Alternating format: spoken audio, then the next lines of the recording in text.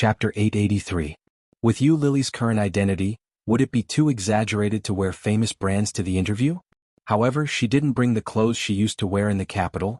Lily was a little worried. She took out a dress that looked a little more low-key and compared it with her body. It seemed that it was not low-key. Clothes make the man. This sentence was true. A better brand would give off a completely different feeling on the body. But now Lily didn't want people to know the relationship between her and Oh Ming. It happened that this Eurasian Comics was also under the banner of O Group. If it was found that she lived with Oh Ming, I'm afraid there would be a lot of gossip. Lily thought about it and went to Oh Ming's study to pick up the black card. After changing clothes and going out, Lily went to a nearby ATM to withdraw 1,000 yuan. Wearing famous brands and a simple and beautiful bag, she walked to the famous affordable pedestrian street in the city. She spent 200 yuan to buy 2 sets of skirts and cheap trousers. Then she went to a store that looked good and spent more than 300 yuan to buy a coat. While it was beautiful, Lily put away the clothes and sent them to the dry cleaning shop. Then she went to the pedestrian street to buy a bag of more than 100 yuan. In this way there was only more than 200 yuan left of the 1,000 yuan she withdrew. More than 200 yuan was far from enough to buy a digital tablet. Lily went to the second-hand market and bought a second-hand one, which cost a total of 130 yuan.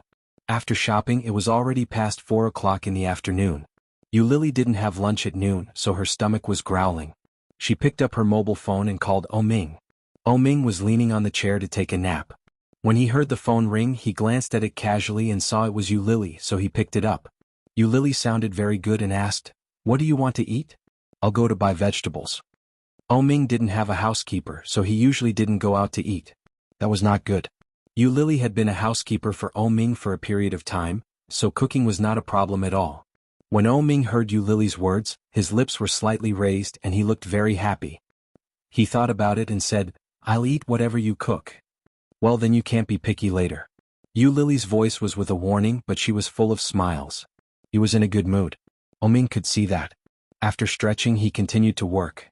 Lily didn't know if there was a vegetable market nearby, but there was a fresh food supermarket downstairs. Oh Ming had always loved her cooking, especially eggplant and braised pork ribs. Lily was a great cook. After buying a few ingredients, Lily returned to the apartment. Lily opened the password key, blinked and pressed a series of numbers. It was her birthday. The password is wrong. Lily was a little disappointed and pressed Oh Ming's birthday. When the door opened, Lily breathed a sigh of relief. After entering, she used the rice she had just bought to make fish head tofu soup, eggplant with garlic sauce and braised pork ribs. It was a very simple home-cooked dish, but Lily was very happy to make it. When Oh Ming returned, Lily had just unpacked the food. Hearing the commotion outside, she ran out wearing an apron and shouted, "You're back, it's time to eat." Chapter 884. Oh Ming's eyes were particularly soft that day. He stood tall and straight as he walked towards the dining room. After washing his hands he sat down. Lily filled his bowl with rice and brought all the dishes out. "There are only 2 of us so we don't have to cook so much. But I haven't cooked for a long time so I don't know how it tastes. You can try it." Oh Ming took the chopsticks she handed over, lowered his eyes and ate a mouthful of rice, then picked up a piece of pork ribs. Familiar taste. Oh Ming's heart was suddenly overflowing with warmth. He looked at Lily with the same warmth in his eyes. Lily was a little scared by his gaze. She twisted uncomfortably and said, "You, just eat. Why are you looking at me?" "It's better than before." Oh Ming looked at her and chuckled. "It's delicious." Lily was even happier.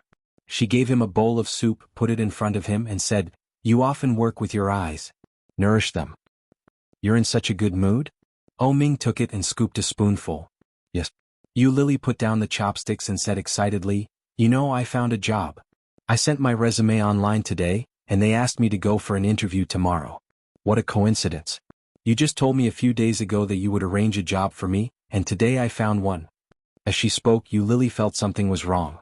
She looked up at Oh Ming and asked, "Did you arrange it?" Oh Ming curled his lips and said innocently, "I just came back from the capital and I was so busy. How could I do such a small thing? You think too much." "Really?" Lily was a little suspicious. She looked at him and nodded, reluctantly believing him. "Speaking of which, this company seems to have something to do with your company?" "Oh, really?"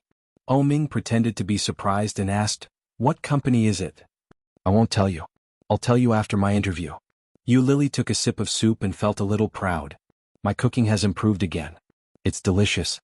Ming laughed and nodded. It's really good. What job are you going to interview for tomorrow? I won't tell you. I said I'll tell you later. Yu Lily scooped a bowl of rice for herself and took a bite. Suddenly she thought of something and warned, don't investigate. Alright, as long as you want to do something bad I can let you do it. Yu Lily looked at him with a sly smile and asked, what do you mean by bad things? Recreational clubs and the like. You're not allowed to sell alcohol or other scams or prostitutes. Selling meat. Did he still think that she had sold herself for a living for the past 4 years? There was clearly nothing there. Hearing that, Yu Lily's expression changed slightly and she looked at him. Ming immediately sensed that something was wrong with Yu Lily. He cursed in his heart.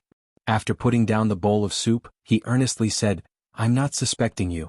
I'm just making an analogy. Yu Lily lowered her eyes slightly, and her tone was no longer as light as before. She said in a low voice, Ming, do you really think that I have been living by selling myself in the past few years? All of a sudden, Ming was speechless. Chapter 885. On second thought, if Yu Lily was really willing to live on that, then she would not live so miserably, right? With Yu Lily's beauty, it was easy to get along in that kind of place. The premise was that as long as she was willing, Ming knew the value of this woman better than anyone, so he naturally had doubts. Now that he was relieved, seeing Yu Lily's expression, Ming felt even more guilty. Every single humiliating sentence he had uttered a few days ago was enough to make her feel wrong to the point of death. What a great injustice. When Ming was about to speak, Yu Lily's eyes were already red. She looked up at Ming and bit her lower lip. There was a little bit of tears in her eyes, which looked beautiful and dreamy. If I tell you that I didn't, will you believe me? Yu Lily looked at him, sniffed, and her throat was slightly choked. With a little bit of crying she said, in the past 4 years, I almost couldn't live many times. I was very poor. When I arrived in the capital, I was cheated of all my money. All the money you gave me before was cheated. When I was the poorest, I slept in the pedestrian tunnel, went to be a thief, cheated people, and even wore a beautiful dress to beg on the roadside. Ming's heart was stuffy. Looking at her, Ming's peach blossom eyes were full of pity and heartache. He didn't know any of these things. In his world, Yu Lily was missing for 4 years.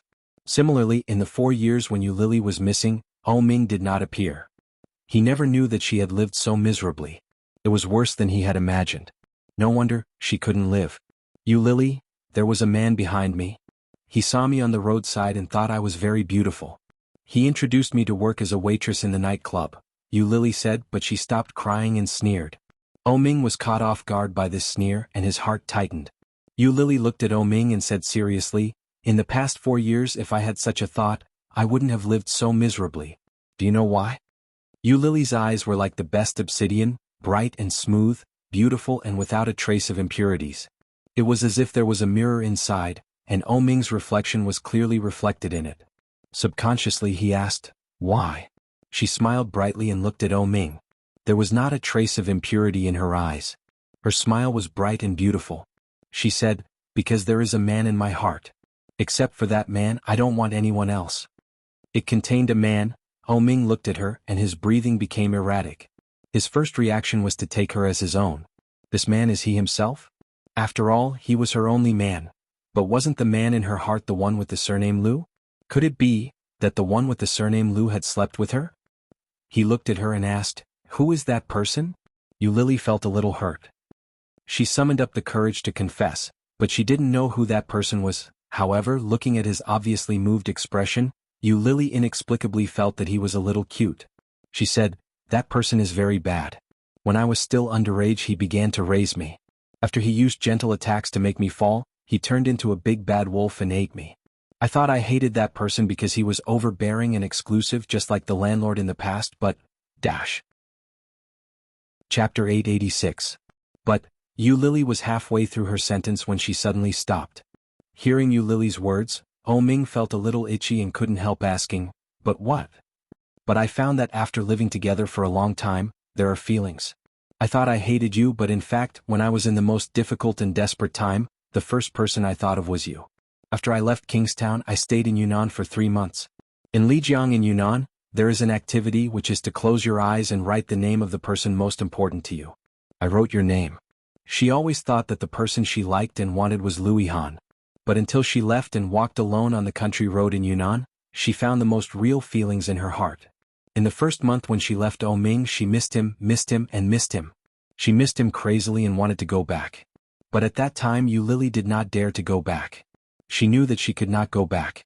Not only the death of the two children, but also the death of Li Xiqing was enough to make Ming hate her.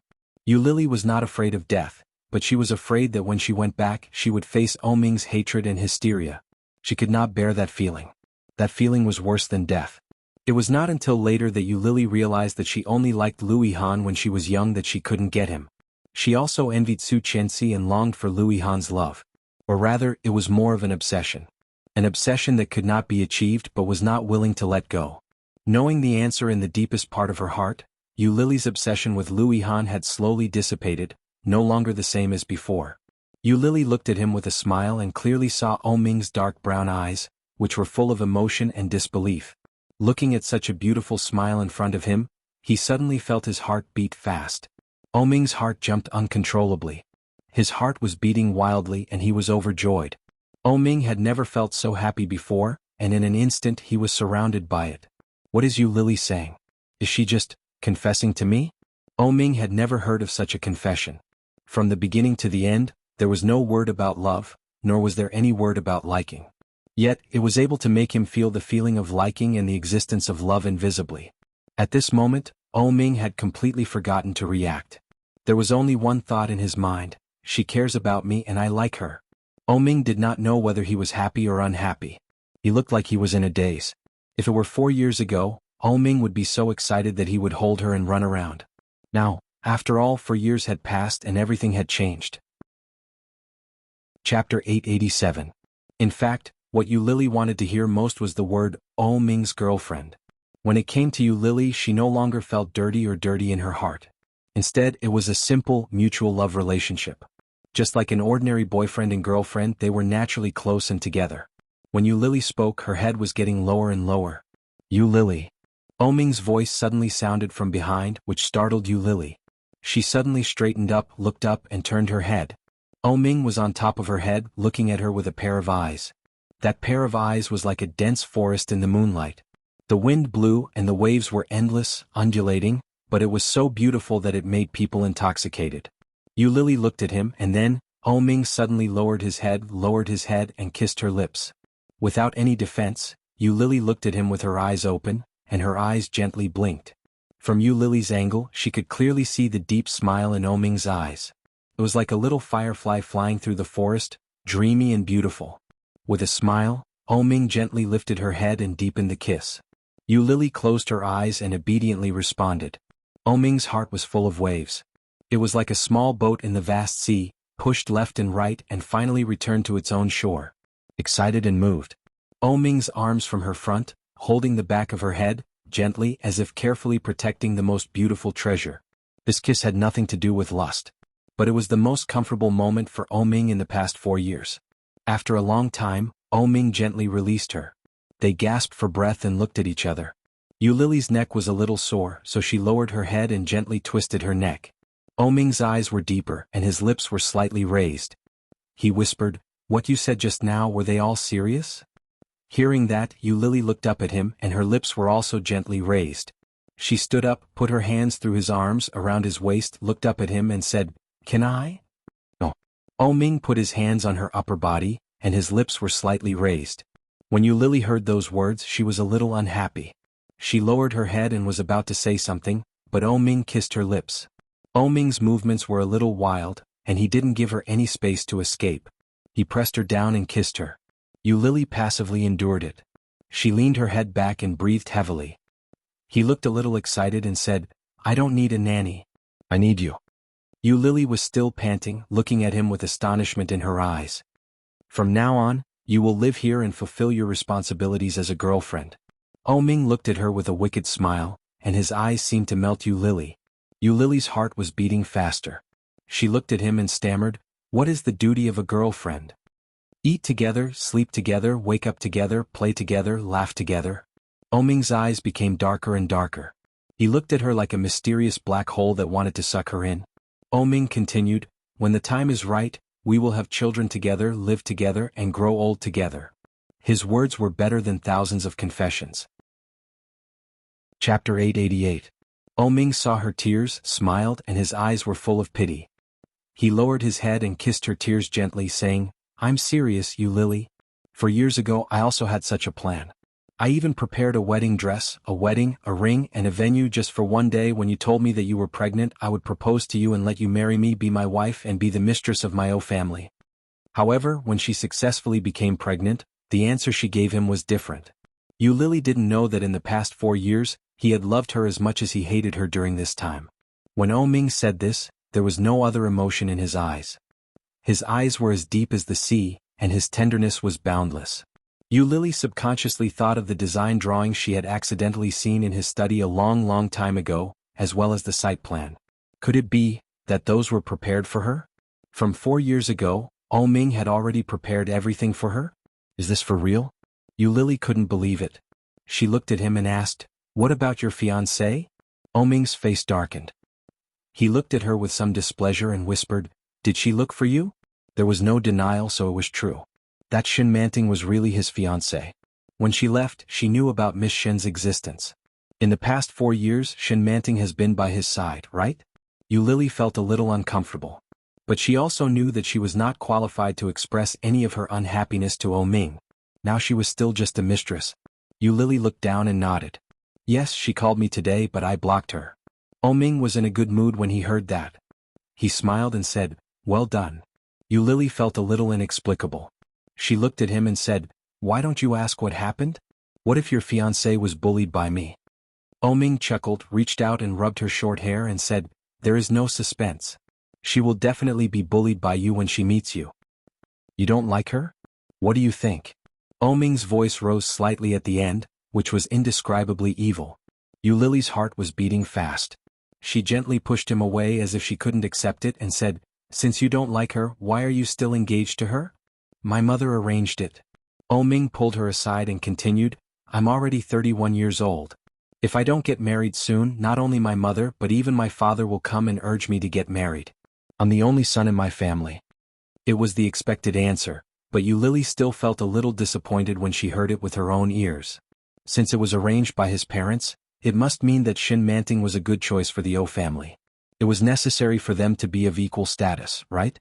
This fiancé was personally chosen by Ming's mother, but she didn't even know what Ming's mother looked like. He rubbed her short hair with his big hand and said, "I won't marry her." "Then why did you get engaged to her? Didn't engagement mean they were going to get married?" Chapter 889. Yu Lily felt that Ming's behavior was too bad. She frowned and said, "Then why don't you break off the engagement? It's not good to drag her down like this." When Ming heard this, he chuckled and said, "She was the one who wanted to marry me. The reason why she chose me was because I am Ming. In other words, if Ming wasn't Ming but another man, Shen Manting wouldn't even look at him."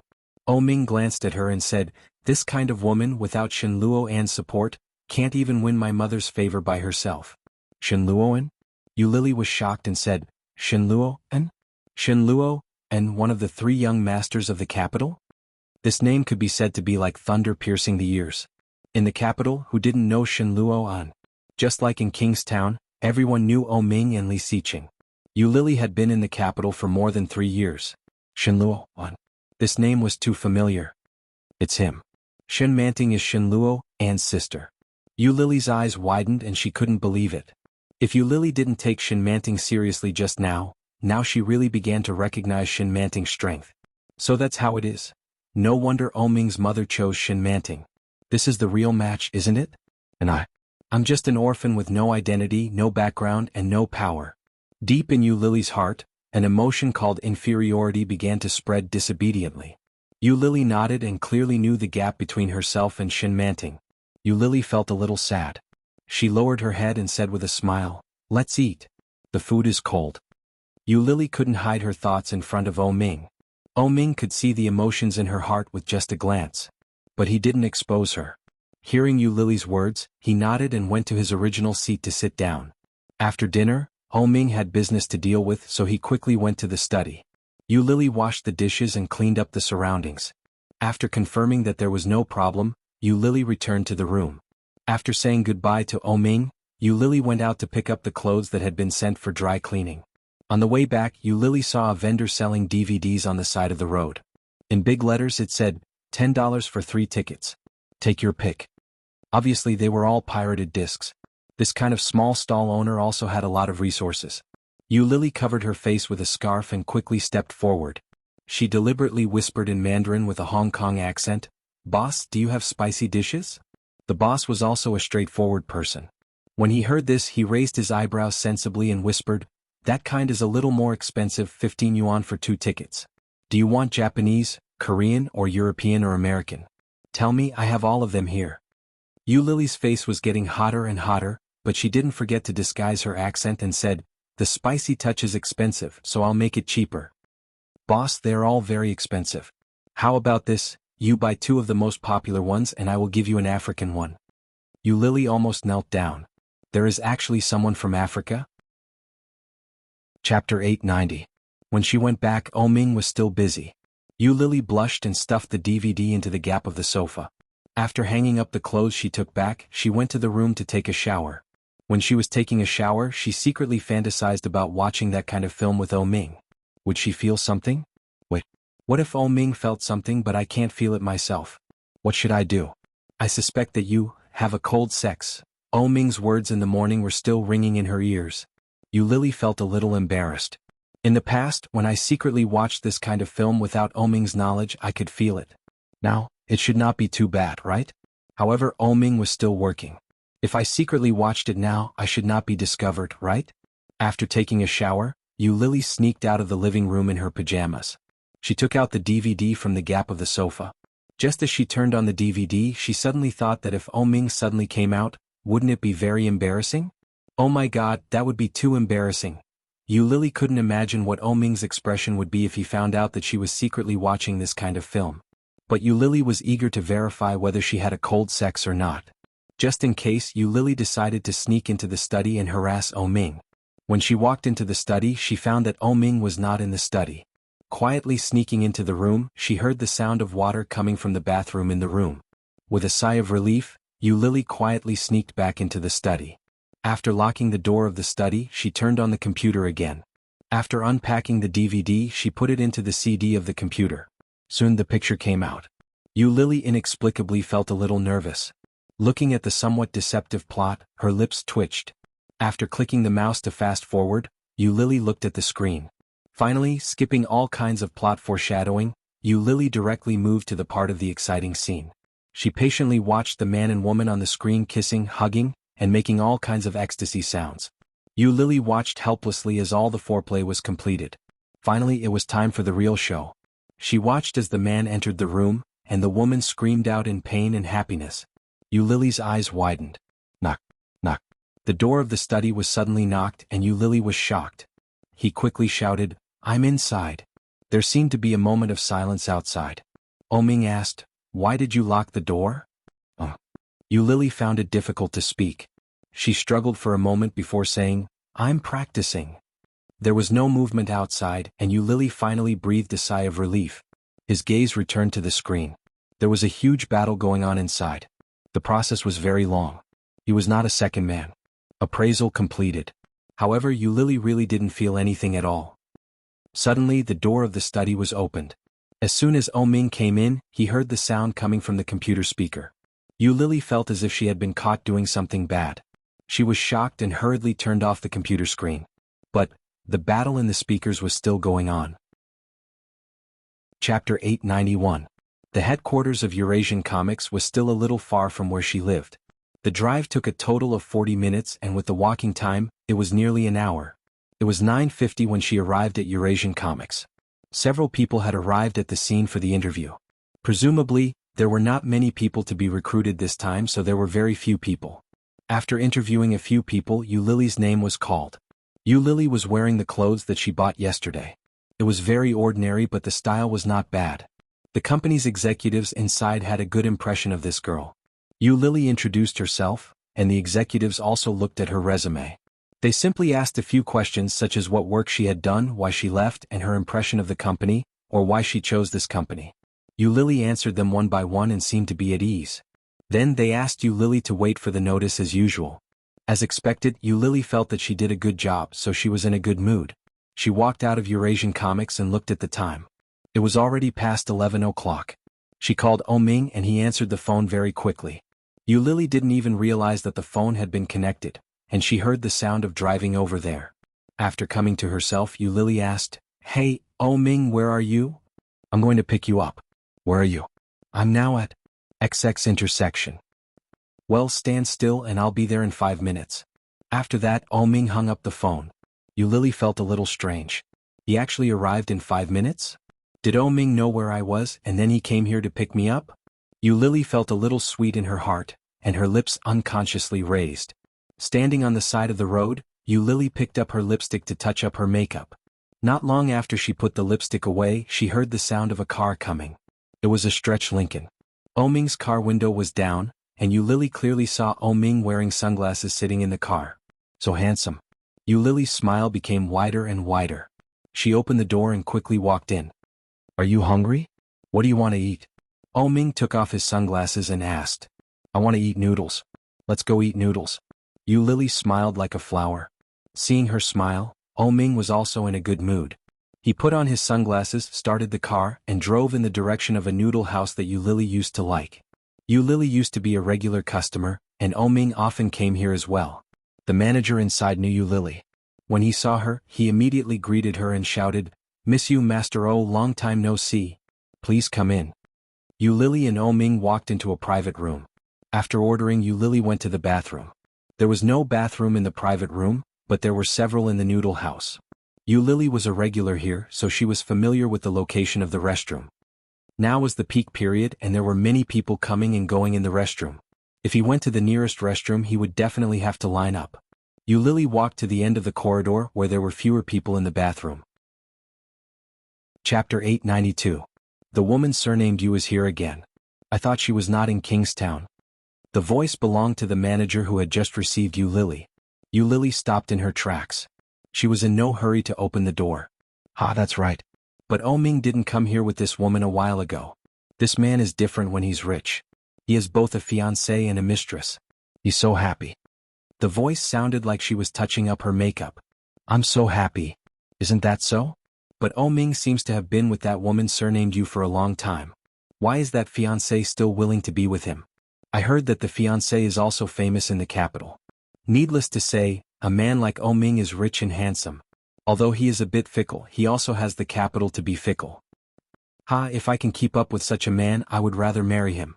Do you want to go to the toilet? No, you go. I'm leaving. Yu Lily heard one of them go next door and the other go out. There was an impulse in his heart to go forward and give all of them a tight slap in the face. However, she couldn't move her feet. Didn't he say that he didn't like the fiancé? Didn't he say that he wouldn't marry Shin Manting? Then why did he come to eat noodles with her? And it was a place she liked to come to. She never knew that the service staff here thought of her in this way. Yu Lily, Ming called her surname Yu, which was just a title. But when outsiders called her that, Yu Lily could clearly feel the contempt and disdain in their words. Her heart felt like it was pressed by a stone and she was depressed. Her throat was choked and her eyes were hot. She opened her mouth and the air came in. Yu Lily looked up at the ceiling. What a loser. After a while, the sound of pumping water came from next door. Hearing the sound of high heels going away, Yu Lily stood in the toilet for a long time before she went out. When she washed her hands and walked back to the box, the noodles were already served. Ming turned his head and easily found that Yu Lily's mood seemed to be not quite right. She seemed to be a little depressed than before. What's wrong? Ming asked softly and reached out to pull her. Yu Lily shook her head and smiled. She picked up the chopsticks and said, "Let's eat. I'm starving." Ming looked at her, trying to read something from her face. However, Yu Lily was sitting on the side eating her noodles with her head down. She didn't look any different from usual. After eating, Ming drove to Kongqing First Chinese Medicine Hospital.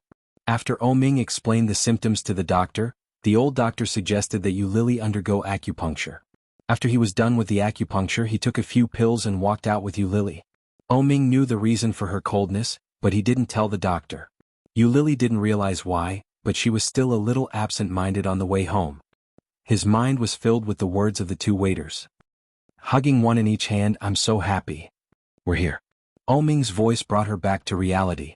Yu Lily looked up, smiled and opened the car door. But before she opened the door, Ming held her hand. Ming looked at her and said, "What's wrong with you? You don't seem to be in a good mood this afternoon." That. Chapter 893. At least, it was much worse than when he had just picked her up. Lily's back was stiff. She turned her head to look at Ming and smiled gently. Ming's eyes darkened. He reached out to pinch her face and said, "Don't look like that. Smiling is uglier than crying." Lily pouted and touched her cheek that had just been pinched. She lowered her head and asked, "Did I?" "Yes." Ming looked at her with a serious face and said, "What's wrong? Tell me." If I find out that you are lying, I will punish you." Ming pinched her nose intimately and tenderly. Lily's heart skipped a beat. Pursing her lips, she smiled and said, "I just heard something not so good." Ming raised his eyebrows and motioned for her to continue. "I heard that you once took Shin Manting to that noodle house," Lily said. When Ming heard that, his face darkened and he asked, "Who said that?" "The waiter said that they knew me, you and Shin Manting. I heard it clearly in the toilet. They looked down on me and said that I was your mistress. They thought you were very happy because you had a fiancé and a mistress, and you could hug them on both sides." Lily didn't forget to observe his face as she spoke. When she saw that Ming's expression was getting uglier and uglier, she couldn't help but ask, "Is it true?" Ming's face was not very good and he explained, "Shin Manting also likes to come to this noodle house. Last time my mother specially asked her to come to me and let us have a meal together. Shin Manting took me there and told everyone that I was her fiancé." When Lily heard that, she immediately understood. She lowered her head and said, "Why didn't you tell me earlier? If I had known that she had been here, I wouldn't have come. It's so annoying. I feel like I'm being stabbed in the back." "I forgot." Ming looked at her and seemed to be a little helpless. "I only remember that you liked to eat at this noodle house. How could I remember what that woman did to me? Besides, it's been almost a year. It's been a long time. Besides, I don't think it's a big deal, so I didn't tell you." "Oh." Lily was a little unhappy again. She pouted and looked at Ming. "Then what kind of matter is considered a big deal? Do you know that when I was in the bathroom just now, I almost cried when I heard about it? I thought. What do you think?" Ming pinched her face. "You're a bad person. If I hadn't seen through you and kept asking you, were you going to keep this secret and live with me?" Lily shrank her head and felt a little guilty. As soon as Ming saw her cowardly look, he knew he was right. Ming pinched her face in disappointment. He sighed and said, "Shin Manting is a European-style young mistress chosen by my mother. This woman is not as beautiful as you, nor is she as sensible as you. It's just that her family background is good. It's a pity that she's already spoiled. I think she'll come looking for you. Yeah, he's already called me once. I can tell that he's very arrogant, but he also sounds like a retard." Chapter 894. Trust. It was a simple word, but when it came to doing it, it wasn't so simple. There was too much between the two of them. Did Lily really believe Ming completely? Not really. But now she had no other choice, right? Lily heard Ming's words and nodded. She looked at him with a pair of bright eyes and didn't speak. Ming looked at her hair with a little heartache. He reached out and touched her hair. "Keep your hair long. You look more beautiful with long hair." Okay. Lily's mood was already a lot better. She leaned over and kissed Ming on the face. "You go back to the company. I'll go home to paint." Ming's eyes seemed to be floating, misty and deep. Just when Lily was about to withdraw, his big hands held her, and he lowered his head to kiss her lips. He gently sucked and his tongue gently pried open her teeth. Lily hugged him with both hands and the smile on her face widened. She was in a good mood again. Ming's heart was like a mirror. He smiled, held her face and gently bit her lips. He whispered, "In the future, no matter what you hear, you have to tell me the truth. Many things are not as you think. I want to be with you and I am serious. I don't want to marry Shin Manting and I am not lying. Soon, I will break off the engagement with her and marry you." Ming was a person who valued his promises, and he didn't make promises easily. But once he made a promise, he would keep it. Lily nodded and her heart warmed. Holding him with both hands, Lily raised her head and kissed his chin again. She said, "I will wait for you. I also have to work hard to make money so that I can be worthy of you." She didn't want to be called a mistress anymore. Never again. Ming's smile froze and he nodded. He rubbed her short hair and whispered, "To be my woman, you don't need to be rich. As long as I like you, that's enough. It just so happens that I like you. I like every part of you. There is no ideal type in the world. It's just that one day someone suddenly breaks into your world and catches your eye, so he becomes your favorite ideal type. This kind of coincidence is not as simple as a coincidence. Lily burst out laughing. I didn't expect you to have such awareness. Then she pushed him away and opened the car door. I'm leaving. I'll be waiting for you to come back after I've prepared dinner. Okay. Oming smiled and nodded. Lily got out of the car and looked back every few steps. Soon she walked into the lobby of the community. After Oming watched her walk in, he started the car and headed back to the company. Unbeknownst to him, a beautiful pink car had been parked outside the neighborhood for a long time. A beautiful woman was sitting inside. She had already seen the intimate interaction between Lily and Oming. The coffee cup in her hand was slightly squeezed. Her slender and fair palm gently rubbed against it. She exerted force without making a sound, causing the coffee cup to be slightly deformed. After the Lincoln limousine drove away, Shin Manting got out of her car. He took a step forward and walked to the door. Shin Manting was stopped by the security guard at the entrance. Miss, you don't live here, right? Chapter 895. When the security guard heard that, he frowned and said, What's the name of the person you mentioned? Oming. Oming's name was like thunder to the ears. The security guard naturally recognized him, but he had never seen Shin Manting. The security guard hesitated, took out the pager, called his colleague and said, Oldly, check whether the owner of the 28th floor is back. There is a Miss Shin visiting. Lily just got out of the elevator, entered the password and opened the door, and the doorbell inside kept ringing. It came from the lobby. Lily pressed the answer button, and soon the face of the security guard appeared. Hello, this is the lobby and there is a Miss Shin visiting. Shin? Lily laughed in her heart. Speak of the devil and he will come. Could it be that this Shin fellow was still monitoring her? However, Lily still pretended not to know her, slightly raised her voice and said, Shin? I don't know a friend with the surname Shin. Are you looking for the wrong person? Hearing that, the security guard looked at Shin Manting with a very strange look, and said, This Miss Shin said that she is Mr. O's fiancée. Are you kidding? If everyone says that she is Oming's fiancée, won't he be busy? Lily's voice was a little impatient, and she yawned, and her attitude was a little sloppy. Don't ask me this kind of thing in the future. Just drive her away. That's all. I'm hanging up. As she spoke, Lily hung up the phone. After hanging up, she was secretly happy. Lily almost jumped up and happily walked into the room. She put the second-hand digital tablet that she bought yesterday on Oming's computer. Opening Photoshop, Lily began to practice drawing with her hands. Being an original IP was far better than being a painter. If it sold well, she might also have the copyright of TV series, games and so on. In that case, wouldn't she gain both fame and fortune? Lily was painting and daydreaming at the same time, and she was in a very good mood. However, Shin Manting's mood was a little bad. After being asked by the security guard with a serious face, her face immediately changed. After returning to the car, Shin Manting dialed Oming's number. However, it was not Oming who answered the phone. It was Oming's assistant, Su Cheng. Su Cheng held the phone and said respectfully, Good afternoon, Miss Shin. Shin Manting heard Su Cheng's words and was a little annoyed. She shouted, Where is Oming? Master O is busy. He is currently discussing the contents of the contract with foreign partners. The overseas investment case is white hot. If Miss Shin has nothing important, please don't disturb Master O easily. Su Cheng's attitude was neither cold nor indifferent, but the content expressed was very clear. When Shin Manting heard Su Cheng's words, she was so angry that smoke came out of her body. She shouted, Is this how you talk to your future wife? Su Cheng secretly sneered in his heart, but his tone was still the same as before. He said, Miss Shin, Master O is really busy. How about I send you a short video? Shin Manting felt even more annoyed and sneered, Fine, let's do it.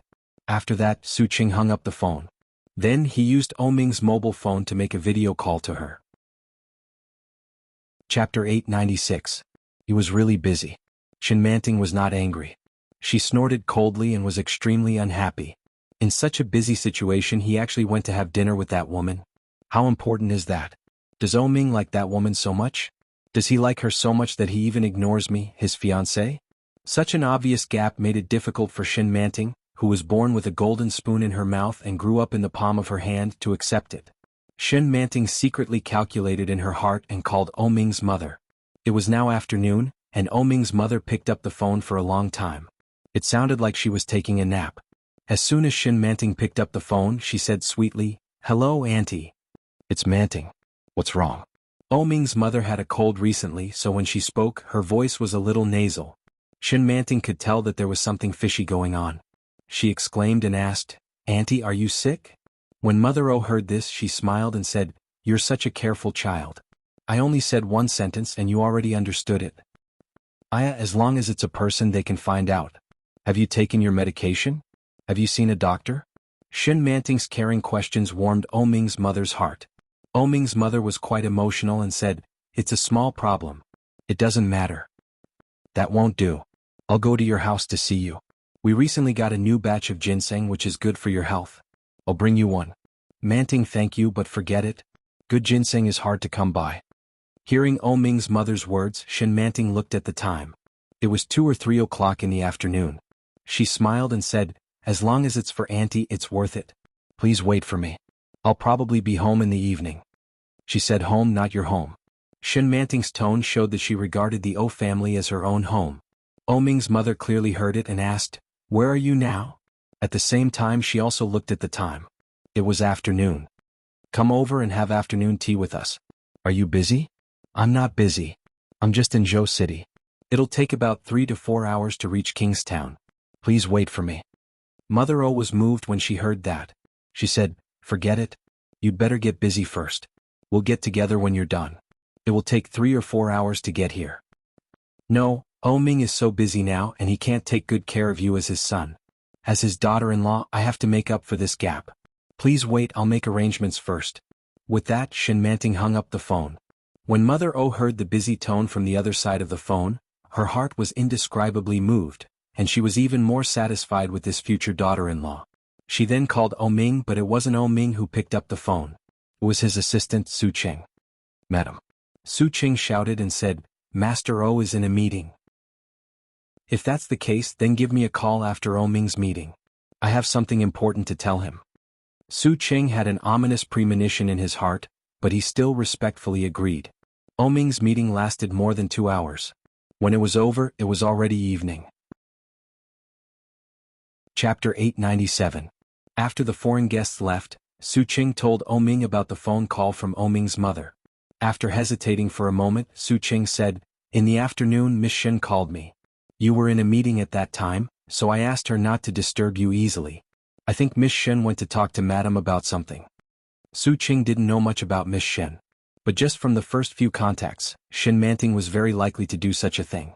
For example, if she found out Yu Lily's existence, she would complain to Ming's mother. "Well, I see. Go back to your work."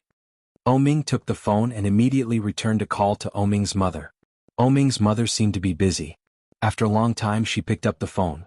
"Hello, Ming." "Yes, Mom. Manting came to Kingstown today. Go and pick her up." Ming heard Ming's mother's words and was silent for a moment. He said patiently, "Mom, I'm very busy. I don't have time to do such boring things. Besides, isn't she in Kingstown? She came to my company yesterday. Why is she not here today?" "I heard that she's in Zhou City. It's a little far from Kingstown," Mother O said meaningfully. "Although you're busy with work, Manting is your fiancé.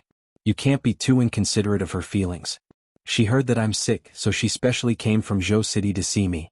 Remember to be kind and polite. By the way, I heard that you've arranged a villa for her.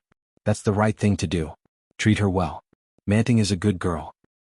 "I see." Ming was a little impatient. "I will send someone over. You don't have to worry so much. I'm busy." But Ming's mother was a little angry. After hanging up the phone, she sighed helplessly. She opened WeChat and sent a message to Shin Manting. "I asked my son to pick you up." Shin Manting saw the message and was ecstatic. She replied, "Really? That's great." Ming's mother saw the message, smiled, and replied, "Really?" Shin Manting, "Thank you, Auntie." Looking at the message on the mobile phone, Shin Manting was a little proud. She had taken care of Ming's mother. It was said that this mistress was an orphan. Let's see how she would deal with her. It took Yu Lily 2 hours to finish a character. The man in the manga had a straight nose, a pair of beautiful peach blossom eyes, and a beautiful mole under his left eye. His hairstyle was the most trendy design that accentuated his facial features. He was dressed in a burgundy suit, tall and slender. He squinted his eyes and looked forward. He held onto his loosened tie with one hand and squinted forward. His other hand was tucked into his trouser pocket. He was tall and slender. So handsome. Yu Lily's drawing style was different from that of ordinary comics. The characters' appearances and costumes were more delicate. She didn't deliberately outline their facial features. But after all, she was based on Ming, so you could more or less see his shadow. With a satisfied smile, Yu Lily saved the character. The design of the male lead had been completed. All that was left was the design of the female lead. Yu Lily used the mobile phone to look at herself and smiled gently. Then he started to draw on the digital tablet. Most of the female protagonists in comics were long-haired beauties. Chapter 898. After finishing the character design draft, Yu Lily thought about it, took a screenshot and sent it to Sisai. Sisai quickly replied. Sisai, did you draw this? Yuli, yes, I just drew it. Sisai, awesome. Didn't you say that you haven't learned it? It doesn't look like you haven't learned it. Yuli, I read a lot of comics yesterday. Sisai, this talent is amazing. I have to admire it. The male protagonist is so handsome, but he looks a little familiar. Yuli, I didn't plagiarize it. It's definitely an original design. Sisai, don't tell me you're using something else as a model for your drawing again? Yuli, yes, they're all my friends. I have asked them for advice. No way. However, Ming wouldn't make trouble for her, and she wouldn't make trouble for herself either. Sisai, okay, but do you want to create your own original work or do you need our script? If it is your own original work, there is no guarantee of a basic salary. It depends on the number of readers. Yuli, how do you calculate the salary? Sisai, look at the PV. If the PV is high, your salary will not be low. You want to create an original work, right? Do you have an outline? Yuli, no. Sisai, you'd better write an outline of the script for me first. 1 episode a week. Can you do that? Yuli, I think so. Sisai, come on, give me a pen name. Yuli, Li Xiaoyu. After discussing the terms of the contract with Zixixi, Yu Lily signed the contract. After getting the contract, Yu Lily found that it was already dark. Yu Lily was shocked and looked at the time. It was already 6:30 in the evening. Oh my God. Yu Lily knocked on her head and quickly stood up. Just as she opened the door of the study, she saw Ming coming back. Seeing Ming, Yu Lily smiled and said, I was too absorbed in my painting just now and didn't pay attention to the time. I forgot to cook. Hearing that, Ming reached out to her and said, it's okay. Let's go out to eat. What do you want to eat? Then, as if remembering something, he asked, have you brewed the medicine? Yu Lily had forgotten all about it. Feeling guilty, she shook her head and said, no. How muddle-headed. You can forget everything, but how can you forget the medicine? As he spoke, he walked out and went to the living room. At a glance, he saw the medicine that he had just brought back on the coffee table. Ming washed the pot and quickly put the medicine in. Yu Lily was a little shocked and asked, you actually know how to brew medicine? Ming glanced at Yu Lily. With a hint of smugness, he said, apart from giving birth, there seems to be nothing else I can't learn. Can you cook? You can learn. It meant that he wouldn't. Do you know how to clean? You can learn. That means you don't know anything.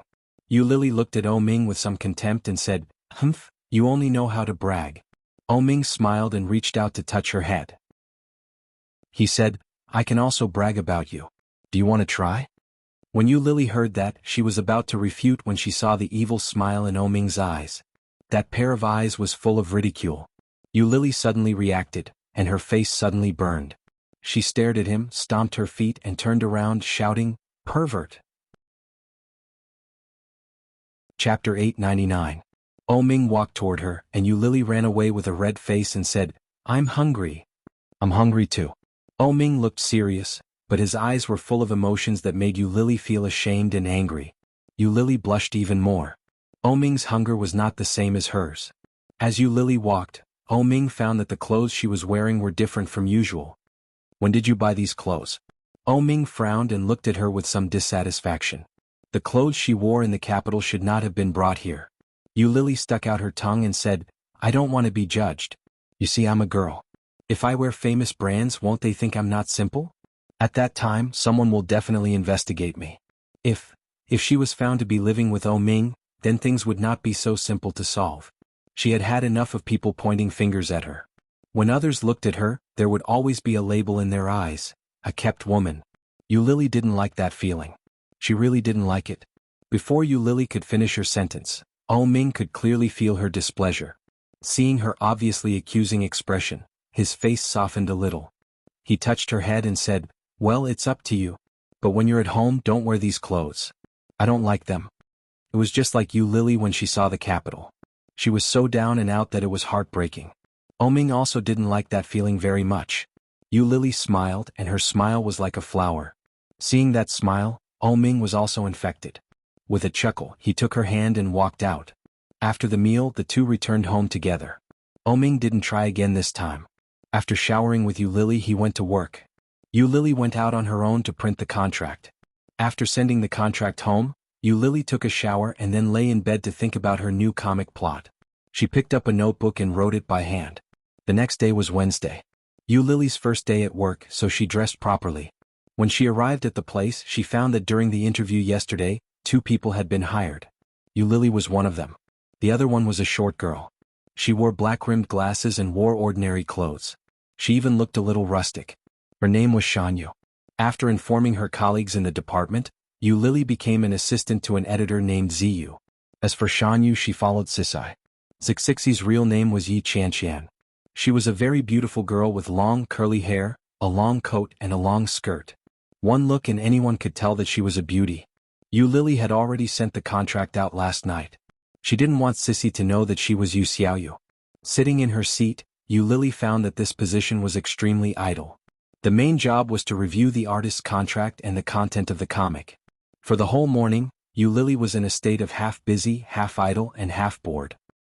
But in the afternoon, the company became even quieter, because they heard that a big shot was coming for an inspection. All of them sat upright and still, afraid that they would make that so-called big shot unhappy if they didn't behave appropriately.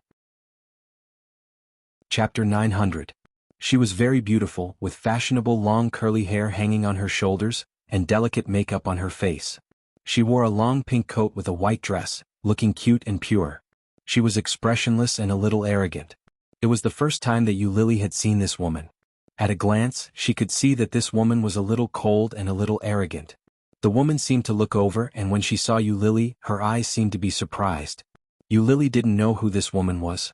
Meeting her eyes, Yu Lily was calm, smiled at her and nodded. The woman outside was talking to the person next to her through the glass door, but her eyes were looking at Yu Lily. When the editor-in-chief next to her was talking to the woman, her eyes were also looking at Yu Lily. Yu Lily felt a little inexplicable and touched her face. But soon she turned her head and continued to work. However, what Yu Lily didn't know was that because of this look, her career had changed greatly. When she went to work the next day, Yu Lily was transferred to the company's front desk by the editor-in-chief. Yu Lily felt a little inexplicable. She was clearly working as an assistant editor. How did she suddenly become a front desk lady? Although she was puzzled, as a new employee, the most important thing she could do was to be obedient. On Thursday and Friday, Yu Lily honestly worked at the front desk and reviewed contracts as an editor. The third day was Saturday. Yu Lily had been working for several days in a row. The work intensity was not high, but she suddenly started to work, so she was still a little tired. She didn't get up until 10 o'clock. When she got up, Oh Ming had already disappeared. After washing up, Yu Lily went out and found that Oh Ming was making breakfast.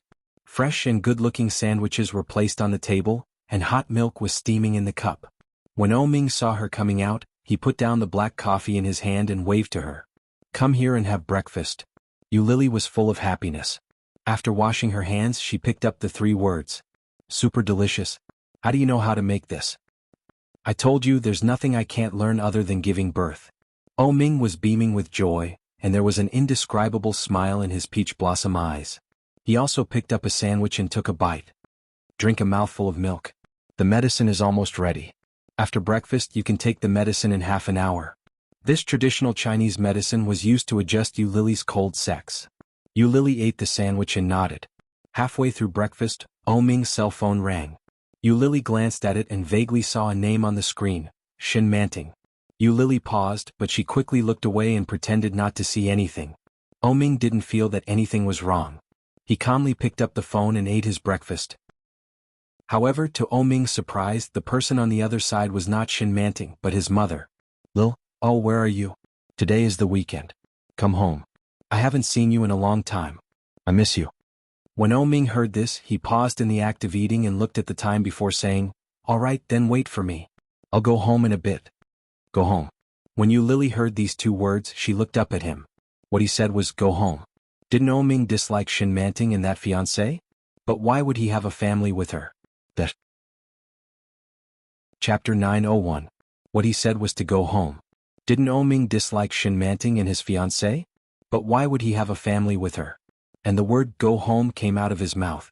It was so natural, which was not like a reaction to someone he hated. Yu Lily felt a little uncomfortable and watched him make the phone call. Oming met Yu Lily's eyes and looked very calm. After hanging up the phone, Oming ate the sandwich quickly and said, today is the weekend, I will go home. Then he stood up and was ready to go back to the room.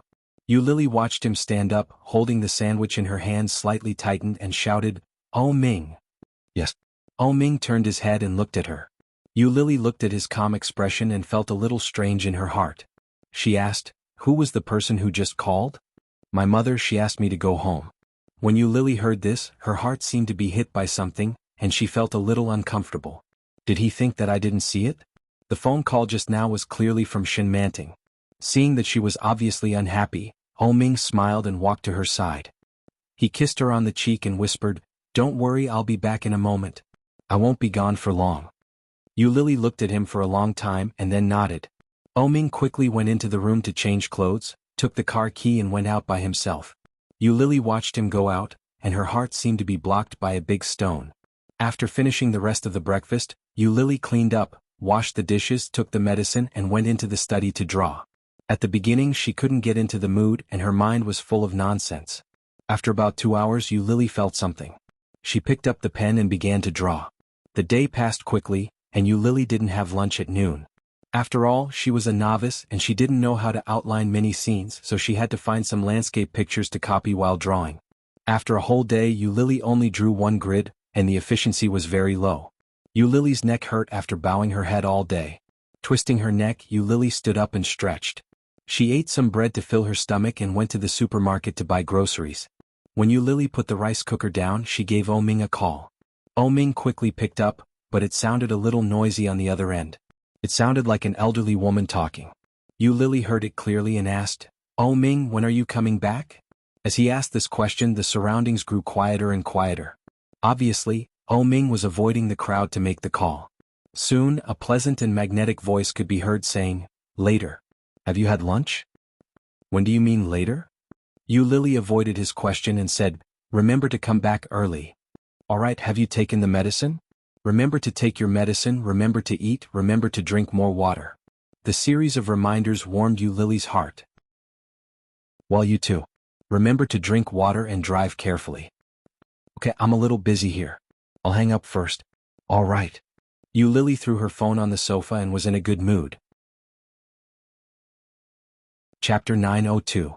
Yu Lily's culinary skills were excellent, especially the braised pork. Oming loved it every time.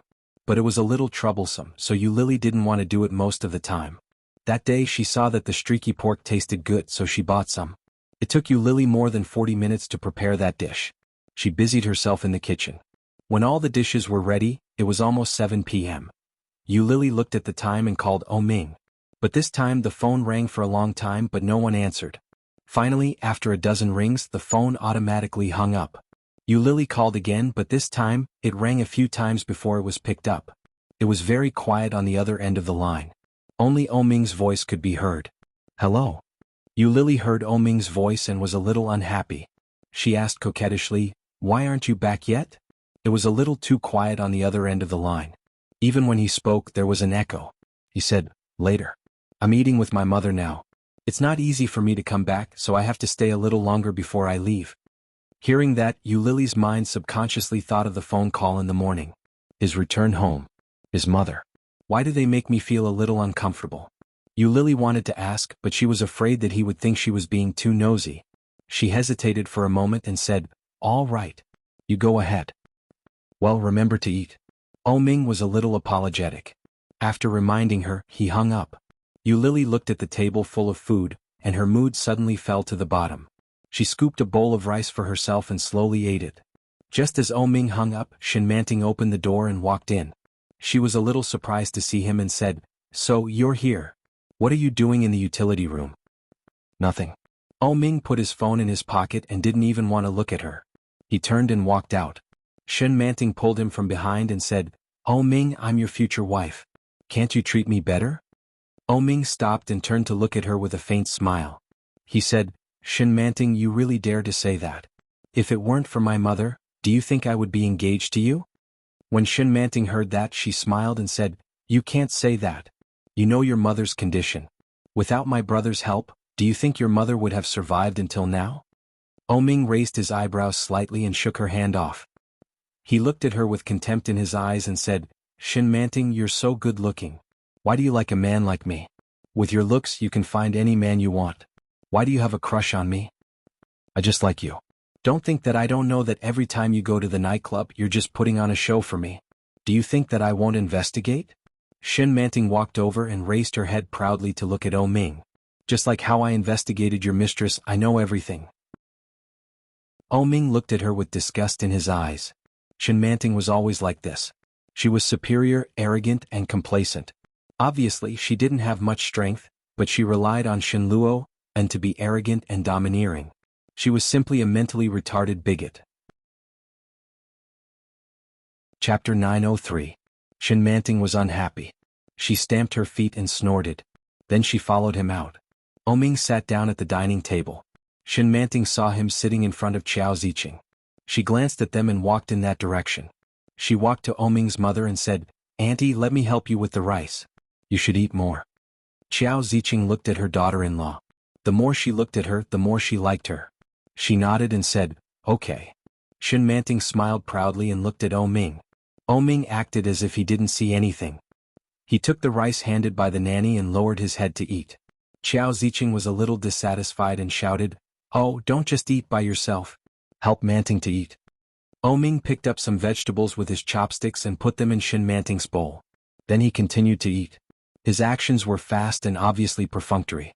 But when Shen Manting saw his actions, she smiled proudly. Her smile was not big and it was extremely difficult to notice. Qiao Ziqing looked at her son reproachfully and said, "Look at you. How can you treat a girl like this? Fortunately, Manting is magnanimous.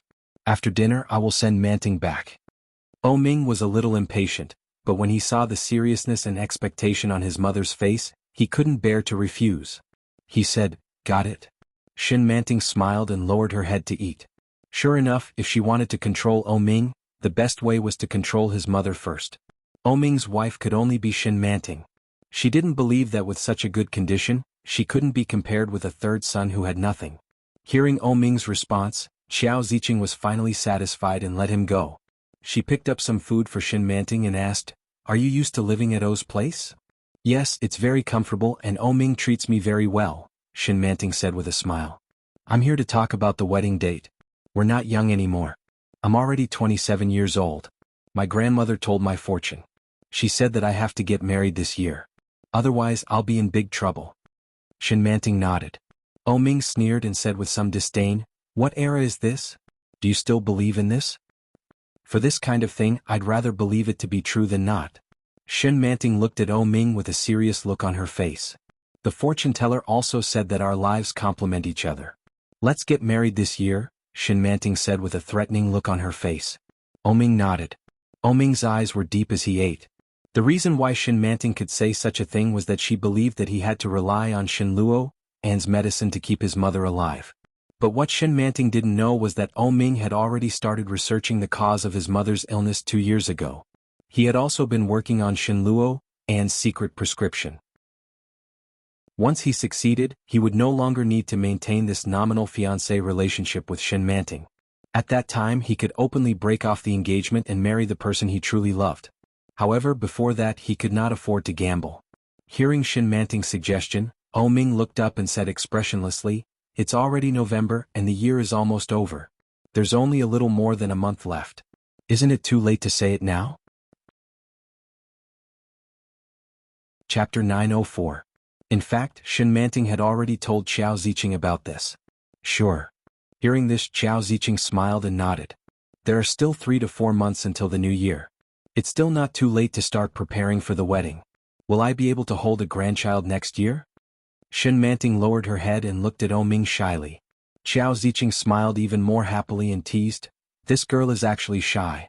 What's there to be shy about? It's settled then." I'll ask someone to check the date tomorrow. What's the hurry? Ming put down the bowl. I've just been planning an overseas investment project. I'm very busy recently. I'm afraid I don't have that much time to do this. It doesn't matter. Shin Manting smiled brightly. I know you're busy. Just leave it to me. It just so happens that my brother has nothing to do. I've already asked him to come over and help. Your brother? Yes, you've also met him, Shinjilia. Shinjilia was Shinluo, Anne's younger brother.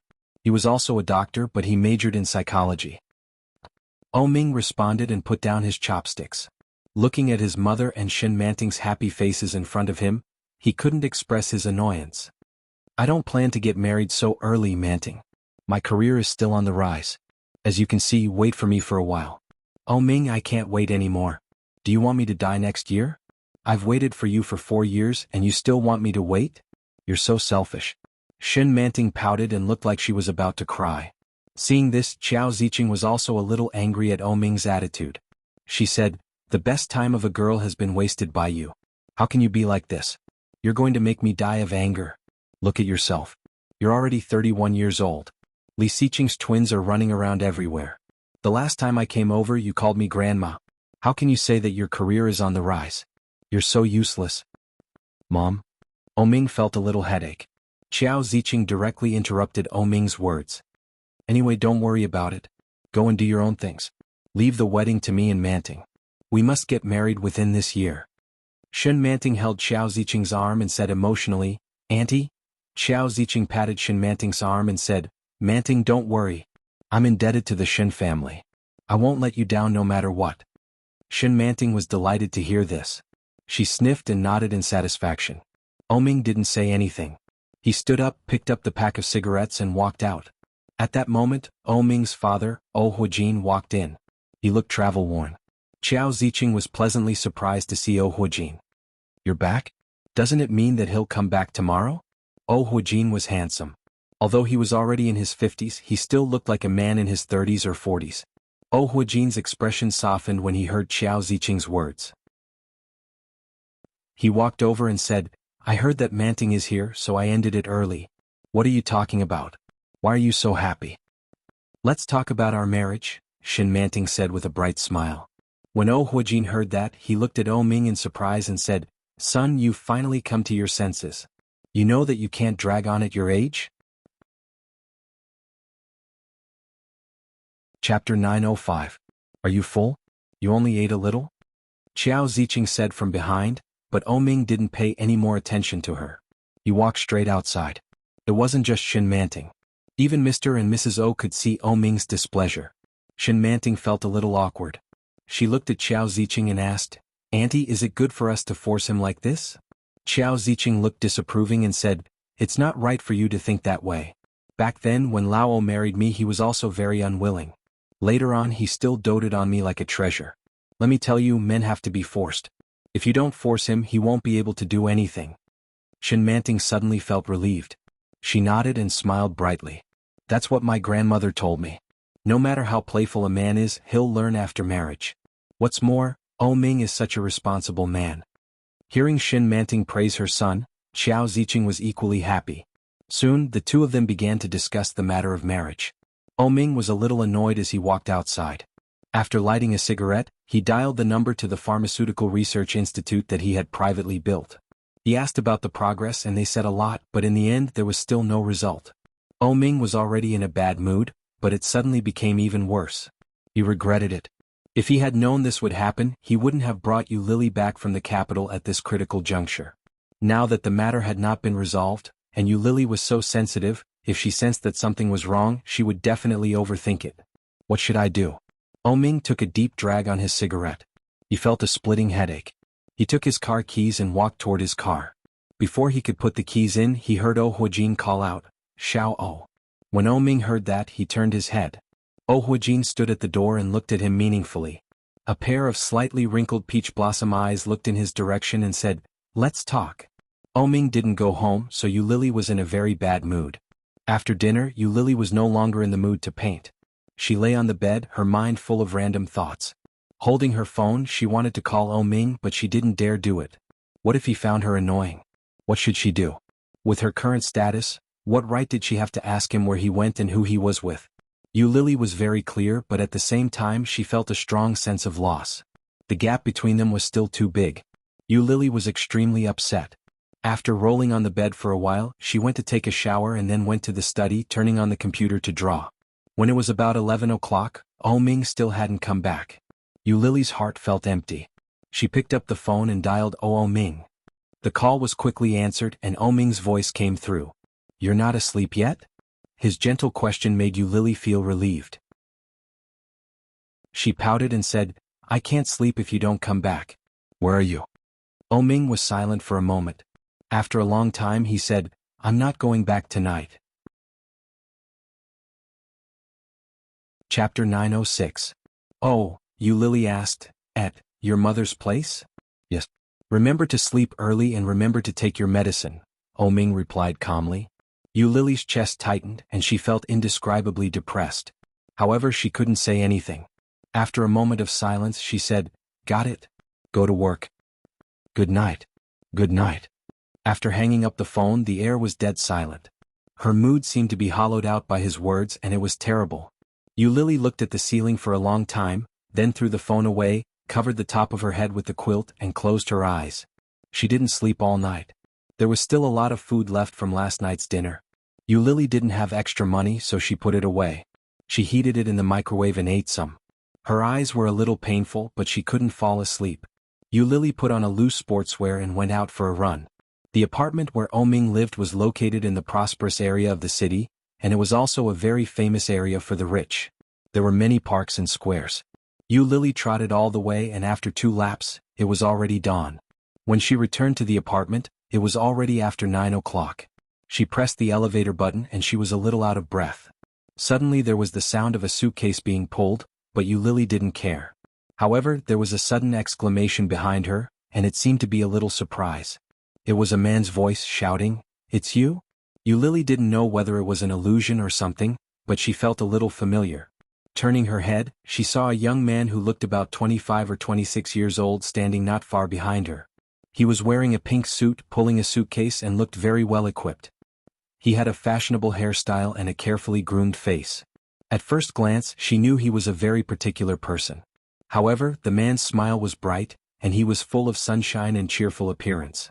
At this moment he was looking at Yu Lily with surprise, pointing at her and said slowly, "It's really you. Damn, I was cheated by you last time. You little liar."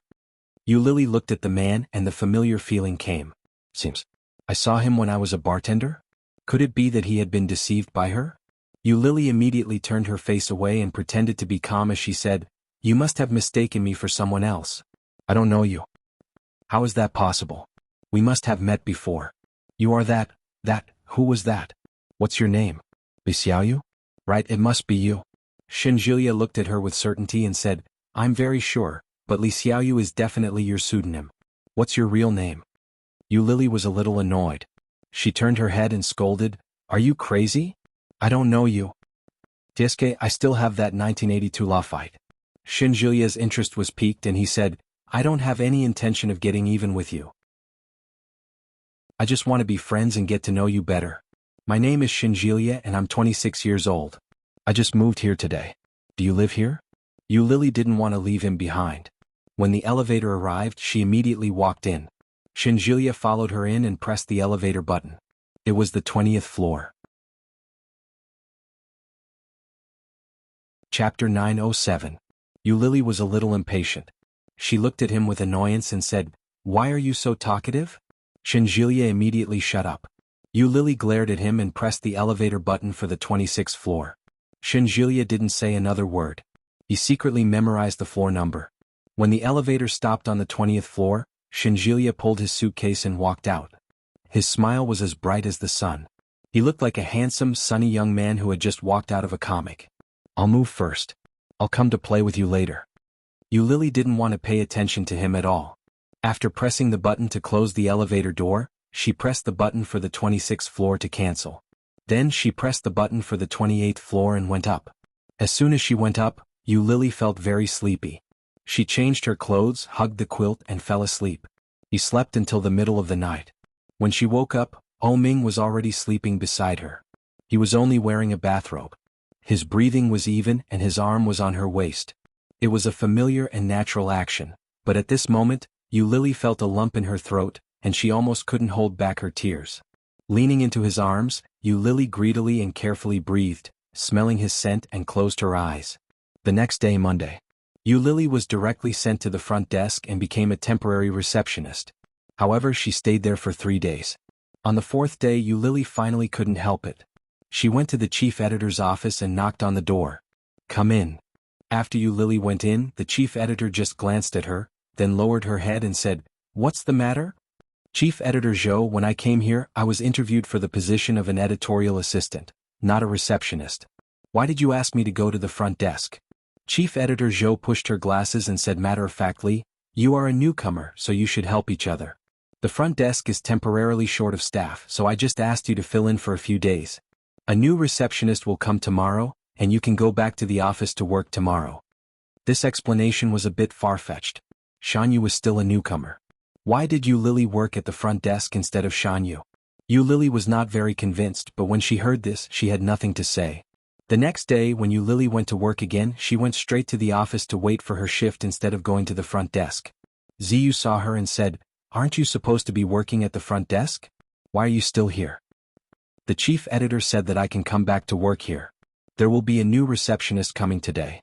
Ziyu nodded. "If that's the case, go through this stack." "All right." Lily started working diligently. After about an hour, the chief editor walked into the office. She was a little angry and shouted, "Where is Lily? Where is Lily?" She looked up and raised her hand. "I'm here." "Don't you know that there's no one at the front desk? The delivery man is throwing a tantrum over there. Go and collect the package." Lily felt puzzled and said, "Chief Editor Zhou, what does the delivery man's anger have to do with me? I'm not the receptionist, am I?" When Editor-in-Chief Zhou heard this, she was a little angry and said, "Didn't I tell you to be the receptionist first? You are so disobedient. How can I use you?" Chapter 908. Lily heard the implication and was a little annoyed. Was there anything wrong with what she said? Or was the editor-in-chief just not happy with me and wanted to fire me? But even if she was angry, Lily's job was not easy. Lily could still bear such a degree of targeting. She explained patiently, "Editor-in-chief, I heard you say yesterday that I could go back to the office to work today, so I came back directly. If you had told me that I couldn't come back and had to work at the front desk, I wouldn't have come back to the office." Editor-in-Chief Zhou was a little angry and sneered, "Do you mean to blame me? Is it my fault?" "No, I just said that. Aren't you blaming me?" "Well, I didn't make it clear. This time it's my fault. Go to the front desk." After that, Editor-in-Chief Zhou turned and left. Lily was a little embarrassed and many colleagues looked over. Especially Shanyu. When she looked over, there was sympathy in her eyes. Lily endured the grievance in her heart and returned to the front desk. After collecting all the packages, she sat at the front desk and reviewed the contracts. She didn't know how long she had been alone. After a while, Yi Qianshan handed a cup of coffee to Lily and said, "Take a break and have a cup of coffee." Lily looked at Yi Qianshan gratefully and thanked her sincerely. "Thank you." Yi Qianshan smiled.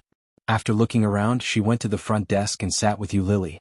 She whispered, "There was a front desk here and you should have seen it once. It was the first day you came to work." She was still working, but suddenly the editor-in-chief asked her to go home. The next day she asked you to be the front desk and assistant. Did you have a grudge with Editor-in-Chief Zhou before?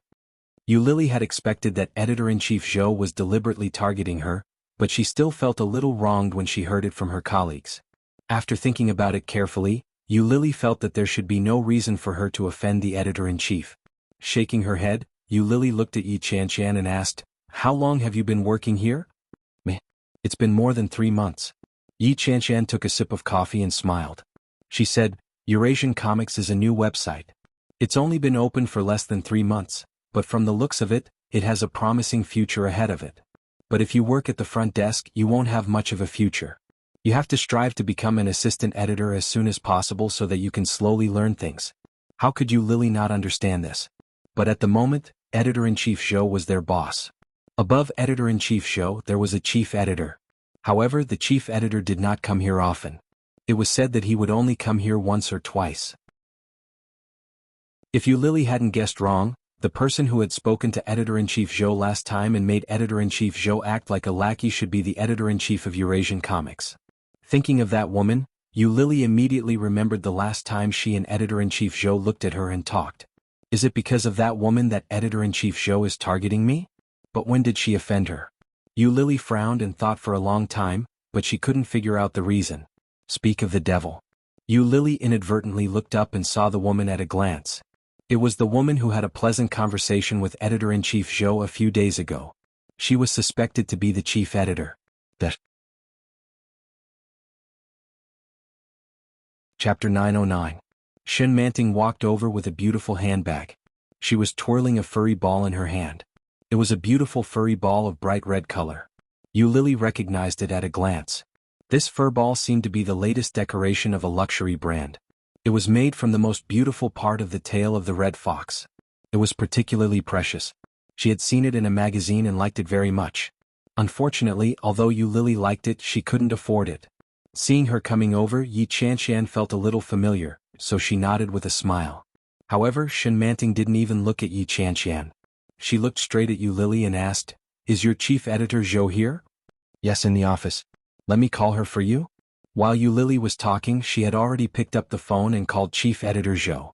Shen Manting looked at her with a big smile and said, "Thank you. This is for you." She casually threw the fur ball into Yu Lily's arms. Yu Lily was stunned and looked at Shen Manting. Shen Manting winked at her and said, "I bought it casually, but it doesn't look good on me. I think you look beautiful in red, so I gave it to you." Yu Lily couldn't believe it. When she was about to say something, Shen Manting turned around and was about to go inside. "Wait." Yu Lily stopped her and said, "This thing is very expensive." "Oh, I don't like it." "If you don't like it, you can give it to someone else. But I really think it suits you. You can hang it on your bag. It must be very beautiful." Shen Manting waved at her and walked inside. Yu Lily felt like she had seen a ghost. Is this for real? The editor-in-chief actually gave such a valuable thing to him just like that? She was too generous. Yu Lily felt a little surprised. Looking at Shen Manting's back, she shouted, "Thank you." Shen Manting's back was facing her, and a triumphant smile flashed across her face. She waved her hand and walked into the room. Yi Qianxian looked at the fur ball in Yu Lily's hand and felt a little envious. She said, "That's nice. This thing seems very expensive." Yu Lily really liked it. She held it in her hand and couldn't wait to hang it on her bag. The handbag was also a very beautiful bright red, and it complemented the fur ball very well. So beautiful. Yi Qianxian liked it very much, but she still sighed and said, "That's great. I'm going to work now. You can continue reviewing the contract." Yu Lily smiled and nodded. She raised her hand and said, "Thank you for the coffee." "You're welcome." After Yi Qianxian left, Yu Lily secretly felt that she might have been too narrow-minded. This fur ball was even more expensive than her salary, yet the chief editor had given it to her so casually. He probably wasn't targeting her on purpose, right? Yu Lily looked at the fur ball and was in a good mood. After work, Yu Lily returned home and was surprised to find that Ming was already home. Yu Lily was carrying the groceries she had just bought and said, "Why are you back so early today? I haven't cooked yet." Ming sat in the living room, glanced at the groceries in her hand and said, "Put them in the fridge. I ordered takeout." As he spoke, he stood up and walked toward Yu Lily. Ming's long fingers were holding a cigarette, which was slowly emitting smoke. Yu Lily looked at him and didn't care. She sorted the groceries and put them in the fridge. Before she finished, Ming had already hugged her waist. Ming gently exhaled the smoke in her ear. With a faint evil smile on his lips, he said, "Yu Lily, how long have you lived here?" His voice was low. As he spoke, Ming held her waist with both hands and rubbed his head forward.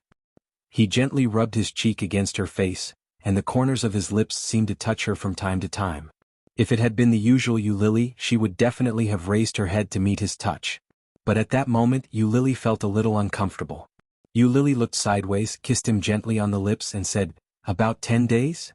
Ming closed the refrigerator door and gently pressed her against the refrigerator door. With a slightly upturned voice he said, "It's 11 days. In a few days it will be half a month." Yu Lily had recently gained some weight. Compared with the bones when she first came back, she now had a lot of meat on her body. Even her hair had grown a little longer. Compared with a few days ago, she looked twice as good. Today in the office, she suddenly remembered the feeling of the past. Ming simply got off work early and returned home. After waiting for a long time, Yu Lily returned home. Ming touched her belly with his big hand, gently squeezed it and said, "Is your illness better?"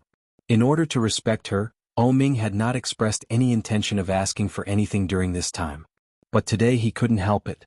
Ming gently pressed her against the refrigerator door and leaned over to kiss her gently.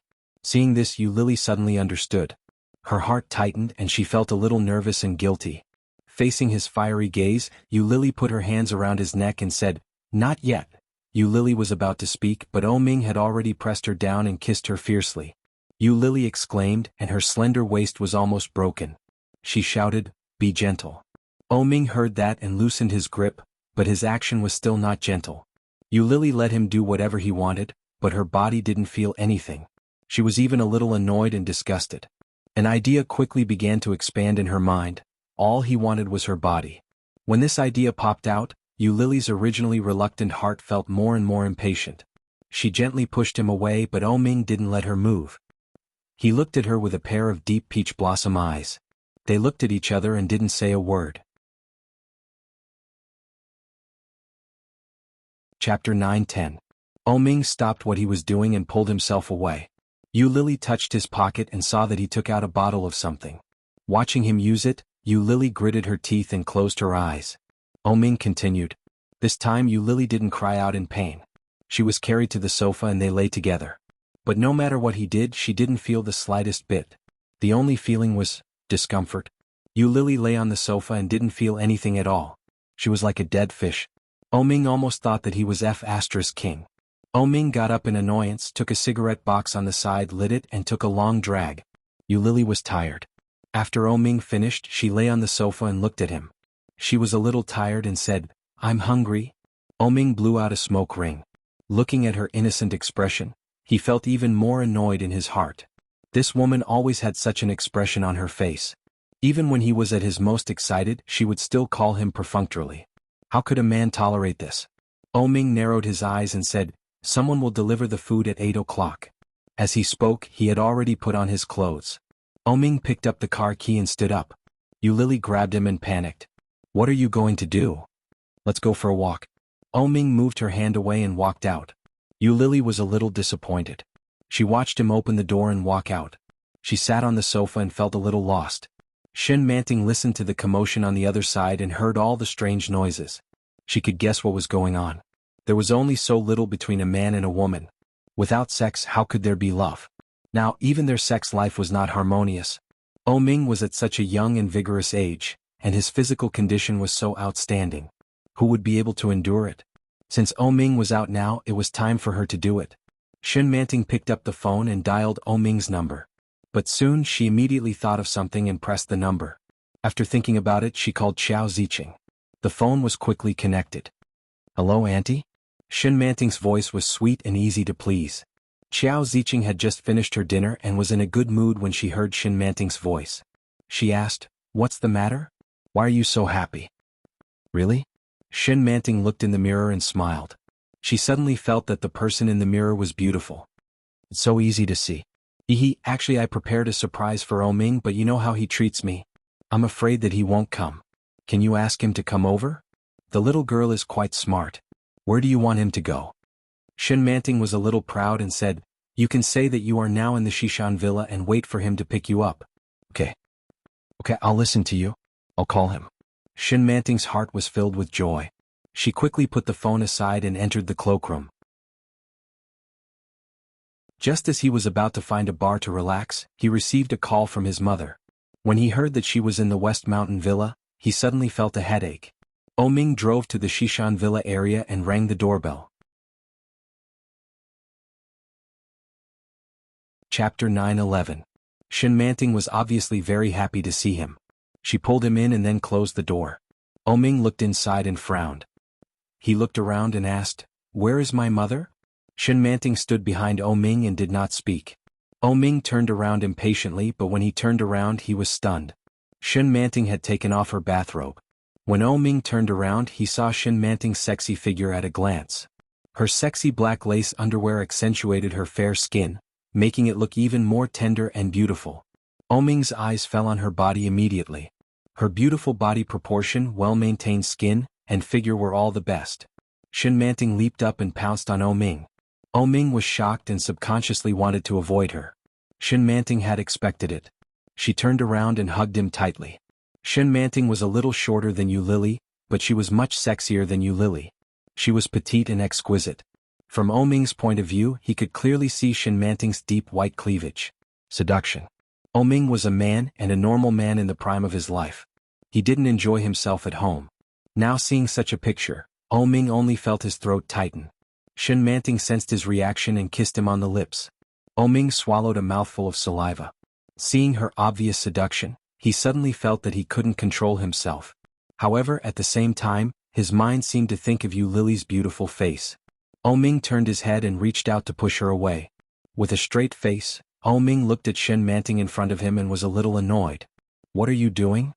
Shin Manting had delicate makeup on her face. She pouted and said, "We are engaged. Isn't it normal to meet each other's physical needs?" As she spoke, she walked toward Ming and said, "Sooner or later we will be husband and wife. Ming, don't leave tonight." When Ming heard that, his eyes flashed with disgust and he said angrily, "Are you so short of men? Tieske, your words are too hurtful. Ming, you are my fiancé. Isn't your first duty to satisfy me?" Shin Manting walked up to him and gently placed her hand on his shoulder. "It's better than staying with a mistress who can't satisfy you, right?" When Ming heard that, his beautiful peach blossom eyes shone with a sharp light. Shin Manting was startled by the look in his eyes and stopped in her tracks. "What do you know?" Ming looked at her and took a step forward. "Are you spying on me?" Ming's aura was more powerful than Shin Manting had imagined. When he took a step forward, Shin Manting subconsciously took a step back. But then he realized that he should have gone up to meet them. She smiled coquettishly and stepped forward, saying, "If I had that ability, would I still be afraid that I wouldn't be able to take you down?" As she spoke, she untied the strap of her underwear and winked at him. "I know you also want to," she said coquettishly. Ming's face darkened. He pushed her away without any pity and said angrily, "Get lost." Chapter 9:12.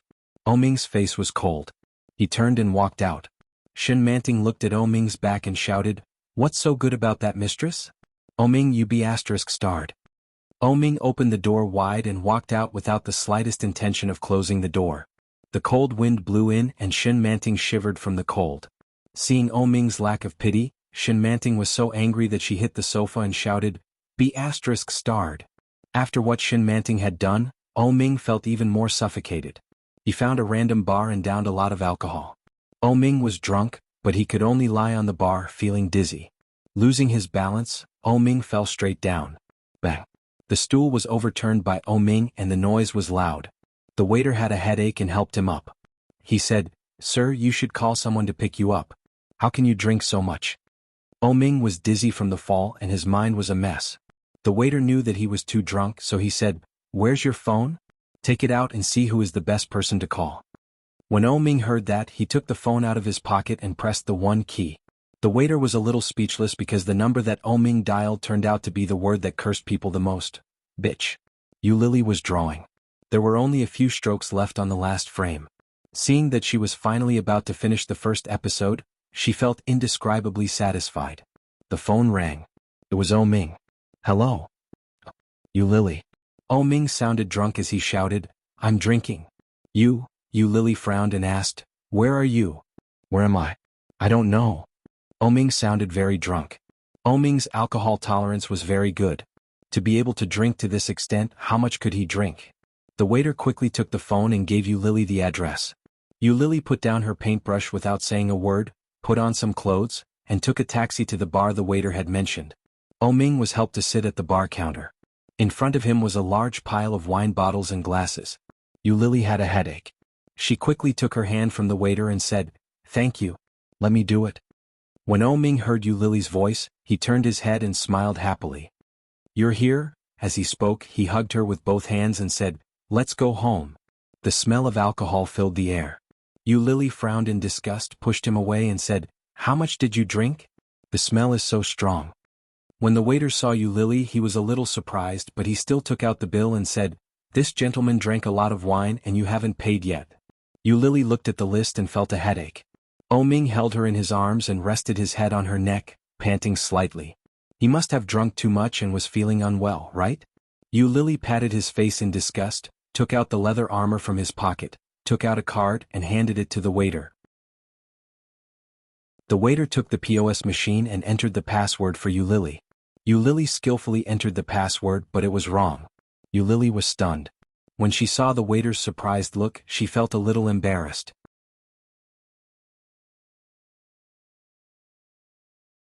Chapter 9:13. Did he change the password? Yu Lily glanced at the card, frowned, and changed another one. There were many cards in Ming's leather armor, but after trying 3 or 4 of them, the passwords were all wrong. Yu Lily's face was so hot that she could cook an egg. She patted Ming's face and asked, "Hey, what is the password of your card?" Ming was already asleep, and he didn't feel anything after being patted. Yu Lily just went out in a hurry, so she only brought enough money to take a taxi, and she didn't prepare a card at all. Now this situation is so embarrassing. Under everyone's gaze, Yu Lily searched Ming's wallet again, and then took out 3 or 4 cards. After swiping them again, all of them were wrong. Feeling more and more strange eyes around, Yu Lily finally found a card, a red goddess card. It used to be used by her, and at the same time, it was also opened in her name. When Yu Lily saw this card, she couldn't tell how much she missed it. However, this card was the salary card that she enjoyed when she was still a nominal supervisor in a European-style shopping mall. At that time, she managed 3 or 4 stores, each of which was a big brand with very good business, so the dividends were naturally not to be underestimated. After Yu Lily returned all the money to Ming, she left the card in the villa. Ming had already cancelled her dividends and now there should be no money in it. However, it was the last card in Ming's wallet. Sighing in her heart, Yu Lily handed the card to the waiter. At this point, she could only make a desperate attempt. The password of this card was Ming's birthday. Ming said it himself, and Yu Lily didn't change it back later. Yu Lily entered the password and she had already prepared the excuse to put it on credit, but to her surprise, it showed that the payment was successful. The waiter finally breathed a sigh of relief and said, "I will help you take him back. He drove here." "Okay, thank you." The waiter helped Ming back to the car, and Yu Lily took the car key from Ming's pocket and drove back to the apartment. Ming was lying in the back seat all the way and he howled from time to time. Yu Lily parked the car in the garage. When she looked at the back seat, Ming had already fallen into the gap of the car seat. Yu Lily was exasperated. She reached out and pulled Ming up. "That's too much. Why did you drink so much?" He tried to pull but to no avail. Ming seemed to know what she was doing and got up. After Yu Lily finally managed to drag him out, the further he walked, the more inclined he became. It was very difficult for Yu Lily to carry it. She pulled hard and shouted, "Stand straight." It was past midnight and there weren't many people in the garage. Yu Lily's roar echoed in the garage. At the same time, a beautiful orange-red Maserati drove in and parked in the underground garage. Yu Lily was overjoyed and turned to look. The car soon came to a stop and a man in a pink suit stepped out. When Shinjilia saw Yu Lily, he was shocked and overjoyed. When Yu Lily saw him, she felt that it was inevitable. She wanted to run, but Ming was too heavy. Yu Lily's hands were sore, but she still couldn't move him.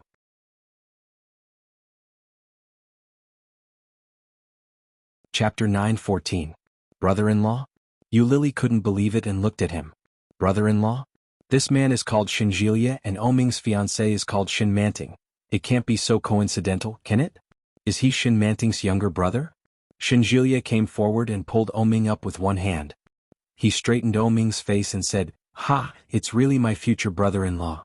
But then he looked at Yu Lily with some disbelief and said, "Are you the mistress my sister talked about?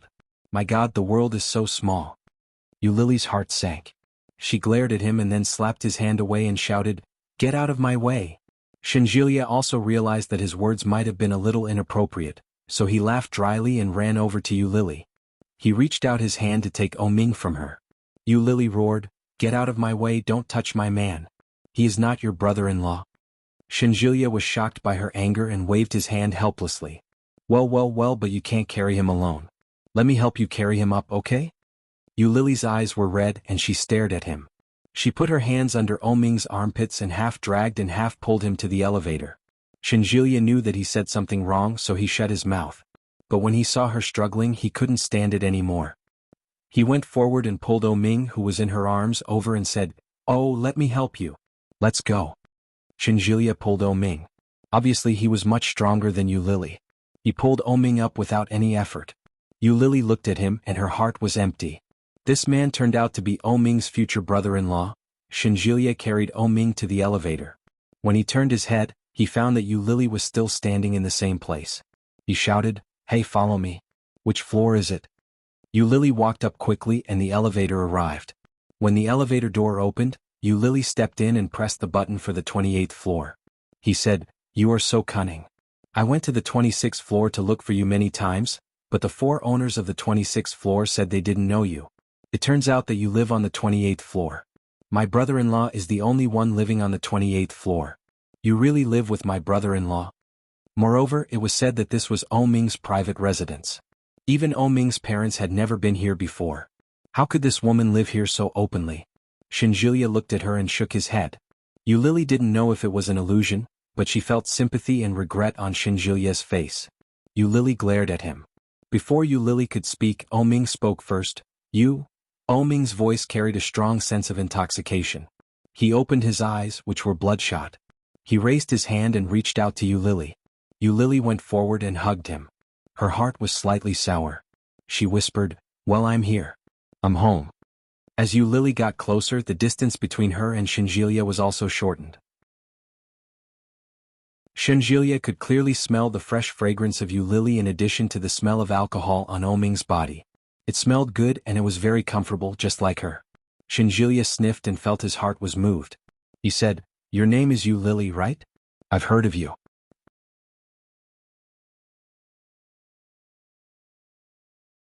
Chapter 9:15.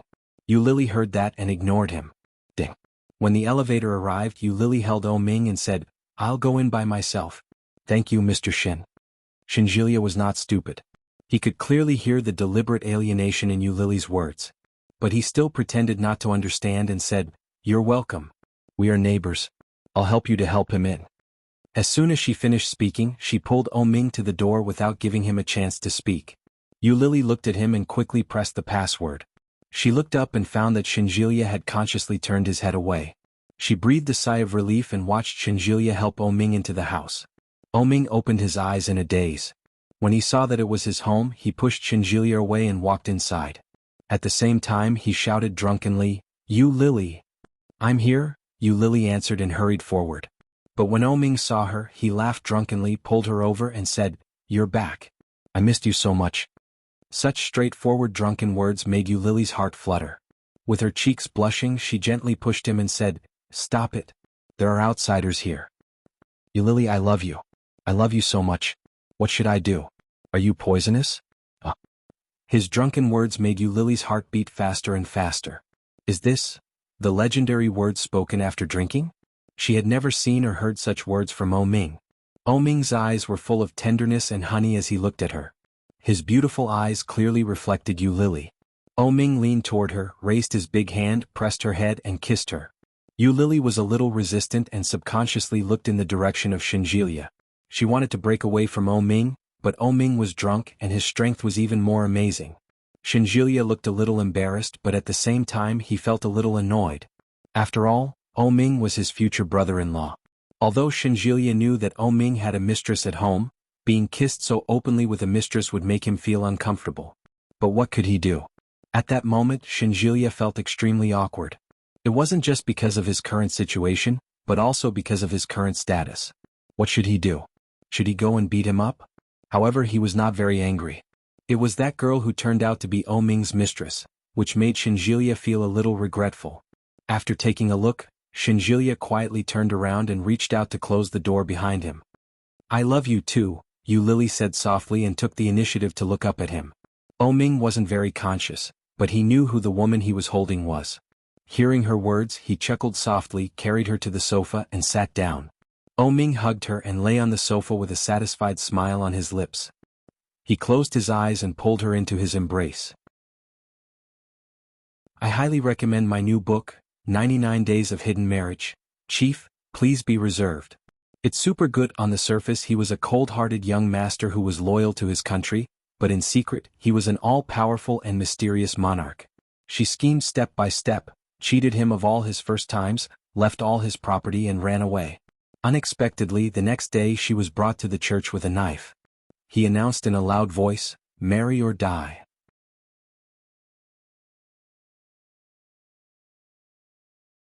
Chapter 9:16. Ming held her and lay on the sofa with a satisfied smile on his lips. He closed his eyes and circled her in his arms. One night, Lily was sore all over. The sofa was too small to accommodate both of them. But Ming held her all night, and Lily didn't dare to move easily. Throughout the night, both of them maintained the same position, and their bodies were stiff. Ming had a splitting headache. When he woke up, he was holding the woman in his arms and was a little confused.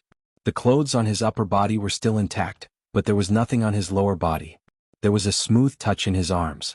Ming gently moved and Lily woke up. Feeling the softness in his arms, Ming was a little reluctant to let her go. He held her tightly and whispered, "How did I come back last night?" Lily heard this and was a little dumbfounded. She elbowed him back and said, "You still have the nerve to ask." She briefly explained what happened, but Ming listened with a blank face. "Did you forget?" Lily looked at him and was a little disappointed. Ming also shook his head and said, "I forgot, but there is one thing I remember very clearly." "What?" Lily asked curiously. Ming leaned over, gently pressed her down and said, "Is your coldness cured?" Lily blushed, and before she could speak, Ming hugged her tightly and bent his head to kiss her.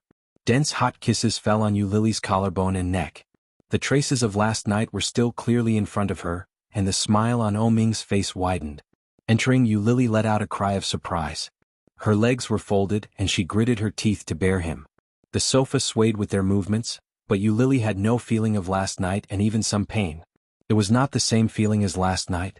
Frowning, Lily pushed him away. At the same time there was a trace of sticky blood. Ming was stunned and asked, "Are you bleeding?" Lily was also a little confused. She reached out and touched it and there was indeed blood. Her waist was also a little sore. She thought it was because she maintained the same position all night, but now it seemed that it was. Aunt Flo calculating the time, Aunt menstruation seemed to have been delayed. Under normal circumstances, it should have happened the day before yesterday or the day before yesterday. Looking at Ming's obviously broken expression, she smiled apologetically and said, "It seems like I'm on my period." The corners of Ming's lips twitched as he felt like he was about to be blown away by the wind. Lily felt a little guilty and shrank her head. All of a sudden, Lily looked up and shouted, "What time is it now?" Looking at the time, it was already past 8 in the morning. "It's over, it's over." Lily hurriedly put on her clothes and said, "It's too late for work. What should I do? The editor-in-chief doesn't like me. If he finds out, he will fire me directly. It's all your fault." When Ming heard that, he frowned and looked at her. "The chief editor is against you?" "What? How would I know why? I was there to interview for the position of assistant editor, but the chief editor insisted that I go to the front desk. He even gave me a look as if I was taking advantage of him. Oh my God, this is ridiculous."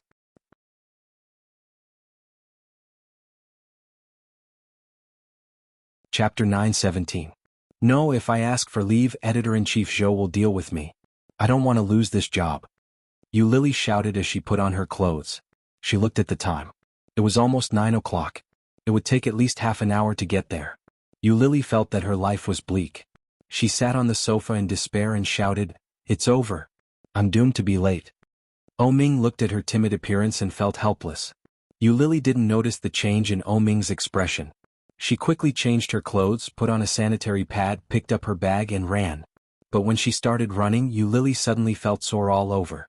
Damn it, it was not only because she didn't sleep well last night, but also because of her period and the crazy morning.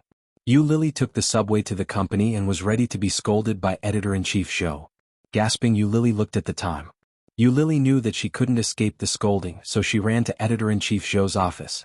Seeing editor-in-chief Zhou sitting at the desk, she closed her eyes and shouted, "Editor-in-chief Zhou, I'm sorry I'm late." Her voice was loud and full of infinite sincerity. However, the storm that she imagined did not come as expected. Lily quietly opened her eyelids and looked forward. Editor-in-chief Zhou seemed to be in a heavy mood, staring at Lily.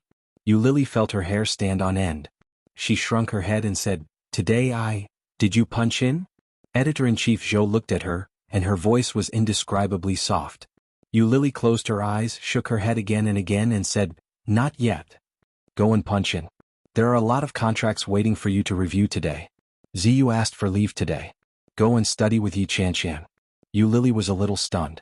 Looking at the kind editor-in-chief Zhou in front of her, she felt that the sun was rising from the west. She didn't scold me? What? She actually asked me to study with Yi Qianqian? My God, is today the end of the world? However, the more editor-in-chief Zhou behaved like this, the more Yu Lily dared not act rashly. Looking at editor-in-chief Zhou, Yu Lily asked, "What about the receptionist? The staff at the front desk will be here next week. You have to learn first before you can be a good editor. Go and clock in. Since this is the first time you've been late, I won't deduct your salary. If there's a next time, I won't let you off so easily." Yu Lily felt a little confused. Today's editor-in-chief Zhou is too easy to talk to. However, Yu Lily couldn't have asked for more. After nodding, she ran away. When Yu Lily left, editor-in-chief Zhou immediately breathed a sigh of relief. She looked at the young face on the computer screen and said with a smile, "Special Assistant Su, as you can see, I have nothing to say about Yu Lily. I hope you won't complain to the president. I didn't know that she had a relationship with the president. It was Miss Shin who asked me to do this. If I had known, I wouldn't have listened to her." When Su Qing heard this, he shook his head and said, "It doesn't matter. Go to the Human Resource Department at the headquarters to go through the formalities." Assistant. Chapter 9:18. He didn't even give her a chance to explain or redeem herself. Editor-in-chief Zhou's face suddenly turned pale and she couldn't believe it. Editor-in-chief Zhou's strength was beyond doubt. But the most important point was that Editor-in-chief Zhou knew how to read people's words and expressions. Although it was a bit despicable, such a method was undoubtedly time-tested. But who knew that I would fall into such a trap? Could it be that the face of the future CEO's wife was not as important as that of a special assistant? Although Yu Lily was appointed by Special Assistant Su to stay, she is still the future wife of the president.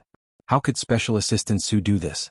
The more Editor-in-chief Zhou thought about it, the angrier she became. Special Assistant Su wants to abuse his power and fire me? Ah, what a joke. In any case, she was considered a wily old fox. How could she be fired so easily? Editor-in-chief Zhou picked up the phone and dialed Shin Manting's number. Editor-in-chief Zhou felt so wrong that her eyes turned red. Hearing that the phone was picked up, Editor-in-chief Zhou immediately began to feel wronged. Editor-in-chief Zhou told the story roughly, and even added oil and vinegar. Finally, she asked, "What should we do, Miss Shin? Special Assistant Su has gone too far." Shin Manting seemed to chuckle and said, "I can't control this. After all, I also have to look at his mood. Maybe you can pretend to be pitiful and ask Yu Lily for help. Maybe she will sympathize with you and help you so that you won't be fired." Yi Qianqian was speechless. "Miss Shin, I'm doing this to help you. If I didn't help you, how could I have transferred Yu Lily to the front desk? How could I have targeted her again and again? I know that you installed a listening device in the thing you gave her last time.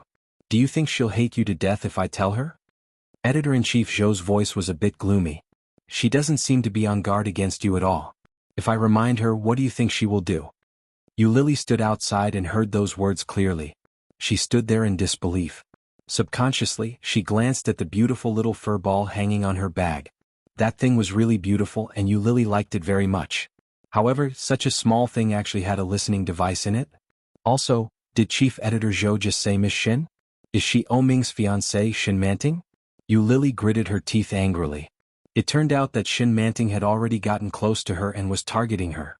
Poor Yu Lily. She didn't even know it. If it wasn't for the fact that she wanted to come over and thank him, she would probably be in even more trouble in the next few days. Yu Lily angrily plucked the fur ball and planned to throw it away. But then, as if he had thought of something, he retracted the little fur ball.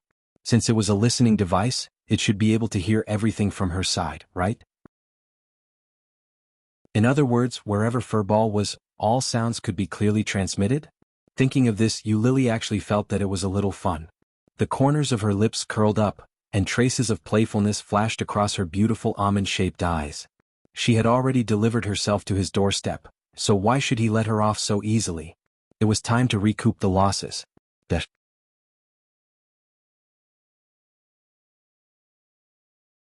Chapter 9:19. Looking at Editor-in-chief Zhou inside, Yu Lily turned around and returned to her seat. Putting down her bag, Yu Lily went back to Editor-in-chief Zhou's office. Editor-in-chief Zhou might have just finished a phone call. Her eyes were red. When she saw Yu Lily, she sniffed and looked like she was about to cry. Yu Lily walked in and watched Editor-in-Chief Zhou close the door. Editor-in-Chief Zhou looked at her actions and felt a little inexplicable. At the same time, she was a little angry and asked, "What do you want to do?" Yu Lily did not answer. After sitting down, she looked around, then picked up her mobile phone and typed, "You don't have a listening device in here, do you?" Editor-in-Chief Zhou was stunned. She looked around and found that Shin Manting had sent gifts everywhere. It was hard to say. But seeing Yu Lily like this, she knew that she might have already known something. Editor-in-Chief Zhou stopped hiding and gave her a look. "Let's talk outside." The two reached an agreement for a while, and it was indescribably harmonious. Editor-in-Chief Zhou took Yu Lily to the rooftop of the company. In addition to her clothes, she did not even bring her mobile phone. She said, "Tell me, what do you want to say? You just called Shin Manting, didn't you? I heard everything just now. Are you in some kind of trouble that you can't solve?" When Editor-in-Chief Zhou heard Yu Lily's question, she felt a little hypocritical. She sneered and said, "What do you think? I really didn't expect you to have such a good relationship with Special Assistant Su. Now Su Cheng that B** starred wants me to leave." Su Cheng? Hearing the name, Yu Lily was stunned. Su Cheng, wasn't he the young man who worked with O Ming in the capital? It turned out to be him. So, her work was arranged by O Ming? Yu Lily suddenly felt depressed. It turned out to be like this. Why did he ask you to leave? You went to Shin Manting?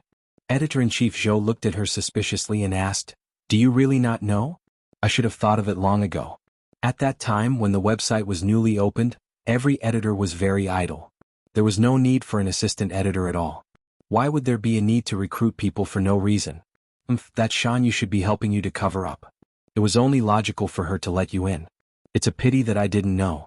If I had known, I wouldn't have targeted you like that. Shin Manting asked me to take good care of you.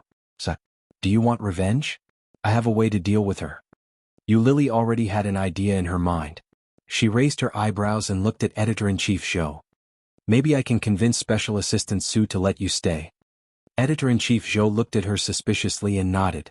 With the help of O Ming's mother, Shin Manting was now working at the headquarters of the O Group.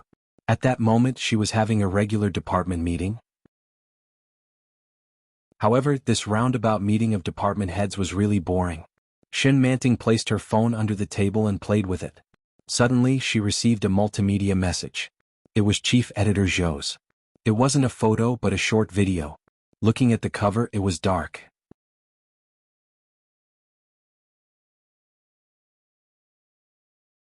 Chapter 920. Shin Manting was disdainful. She knew that these words were just a gimmick. However, she was attracted by this gimmick. Shin Manting clicked on the download button, but before she clicked on the play button, the video popped up automatically. Shin Manting was shocked and subconsciously wanted to turn it off. However, she couldn't control it. The volume was instantly turned up as if it had been poisoned. It was completely out of Shin Manting's control. A loud sound rang out, and it was actually a pa-pa-pa sound that made people blush and their hearts beat rapidly. In an instant, everyone's eyes fell on Shin Manting. Shin Manting blushed and hurried to get the phone. This sound was accompanied by a woman's scream. "Brother, don't." The voice was very loud, and it was particularly loud in the quiet department meeting room. Everyone looked at Shin Manting with a strange look in their eyes. Shin Manting felt like dying. She plugged the speaker, but it didn't work at all. Not only could she not turn down the volume, but she also couldn't press the button to turn off the phone. "Shin Manting, you've gone too far. Don't you know we're in a meeting now?" The department supervisor was furious and slammed the table. "How can you watch this kind of thing during working hours? You're a woman. Don't you have any shame?" The department supervisor was originally dissatisfied with Shin Manting. Because of her connections, Shin Manting's position in the department was second only to the supervisor when she came in. Other people might not be able to climb to this position for many years, but Shin Manting was the president's fiancée. But now there was finally a chance to make a fuss. How could she not seize it? "You're a woman. Even if you're the president's fiancée, so what? You're too shameless." "It's not me." Shin Manting wanted to die.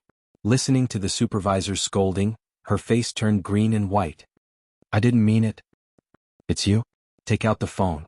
The department supervisor stretched out his hand. "Hurry up." Shin Manting took out the phone, and the passionate voice on it became louder. Shin Manting couldn't turn it off, and the picture on it was also presented in front of everyone. The scale was very big. The supervisor was furious and said, "Are you that thirsty? Look, I can't turn it off. I just received a document. Someone must have deliberately sent it to me to frame me. Shin Manting roared, her face as red as blood. The department head casually pressed a button and the video was turned off. Shin Manting was shocked and couldn't believe it. How could that be? What else do you have to say? I will tell the higher-ups to criticize you by name. Write me a self-criticism report before tomorrow. The supervisor threw her phone back to her and said sternly. Shin Manting held her phone in a daze. He casually pressed a button and the video actually ran out on its own. It was very high profile.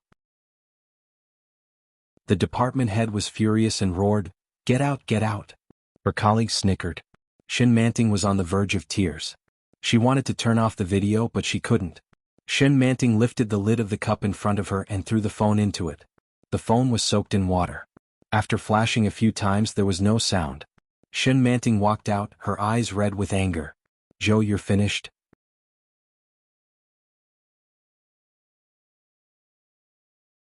Chapter 921. As for Editor-in-Chief Zhou, she didn't know what had happened after she lent the phone to Yu Lily. Yu Lily was in a good mood after she implanted the virus and dragged Shin Manting's phone number out of the blacklist. Editor-in-Chief Zhou only knew that Yu Lily had helped her stay in Eurasian Comics, so she was grateful to Yu Lily. Shin Manting also knew that Editor-in-Chief Zhou framed her, but she wouldn't burn the fire of war on Yu Lily. She killed with a borrowed knife, but she didn't get involved. Yu Lily was in a good mood. Looking at the little fur ball, Yu Lily took it off and put it in the drawer. Returning the phone to Editor-in-Chief Zhou, Yu Lily could easily see the current status of Shin Manting's phone through the computer. It's broken.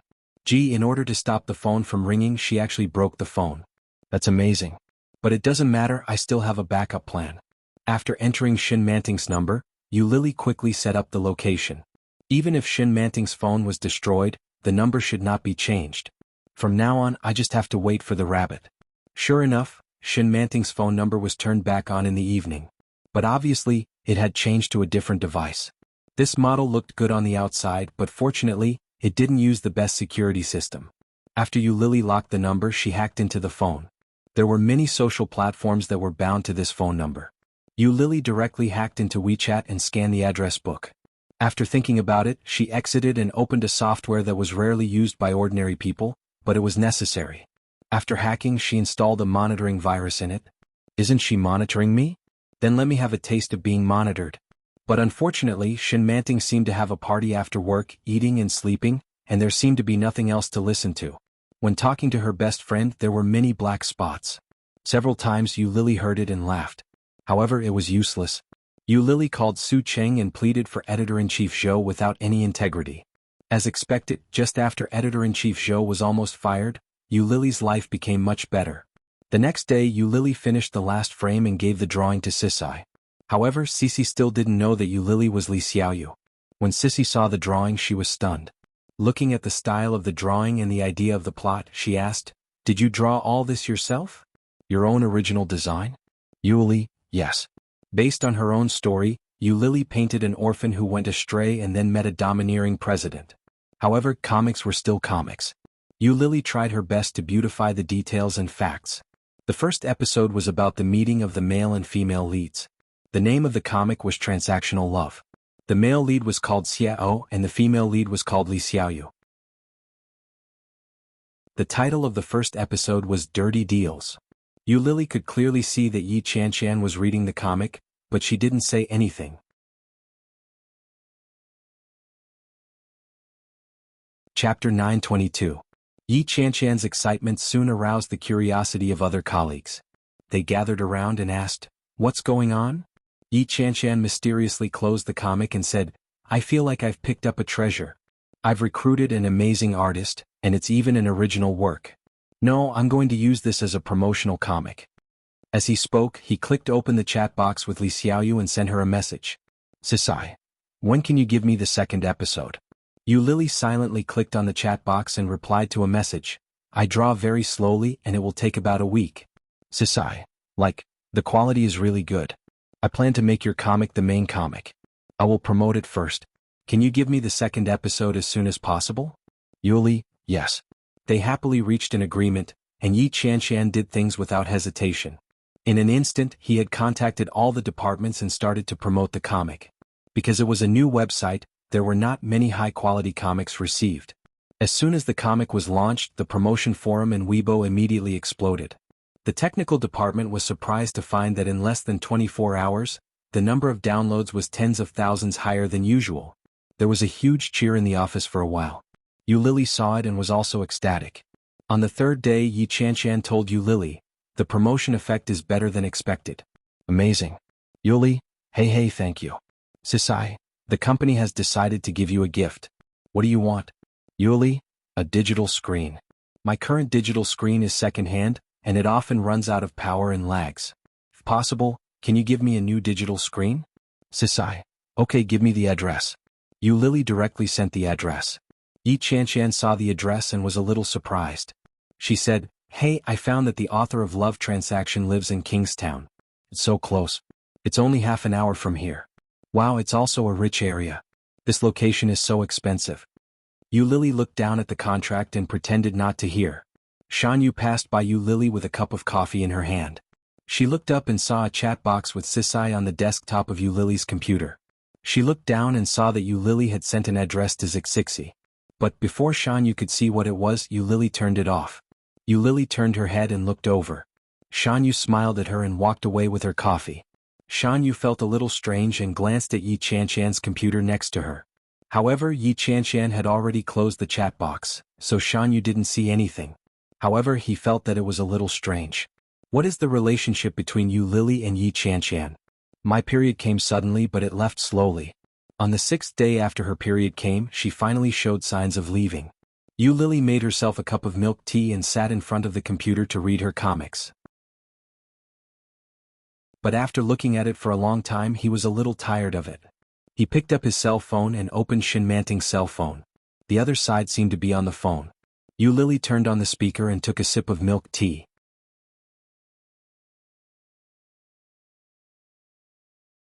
Chapter 923. How could that be? Wedding dresses are designed to keep you warm. You just need to be a good bride. Yu Lily's brain buzzed. The wedding date is set. On the 23rd of December? Isn't that soon? It's already the end of November on the lunar calendar. It's too fast, how could it be? It's so sudden. Yu Lily wasn't prepared at all. Besides, didn't O Ming say that he would marry her? He would marry her because he didn't like Shin Manting, did he? What? Why didn't he make it clear to me? Did O Ming count as having a foot in two boats? Yu Lily, who had been in a good mood, suddenly collapsed. She looked at the time. It was past 8 o'clock in the evening. However, O Ming hadn't come back yet. She called O Ming. O Ming seemed to be very busy. Many people were talking in English. Hello. O Ming, are you home? I'll be late. I'm still busy. Go to bed early. Okay. Yu Lily hung up the phone and sighed. She packed up the manga and threw it to Sisai.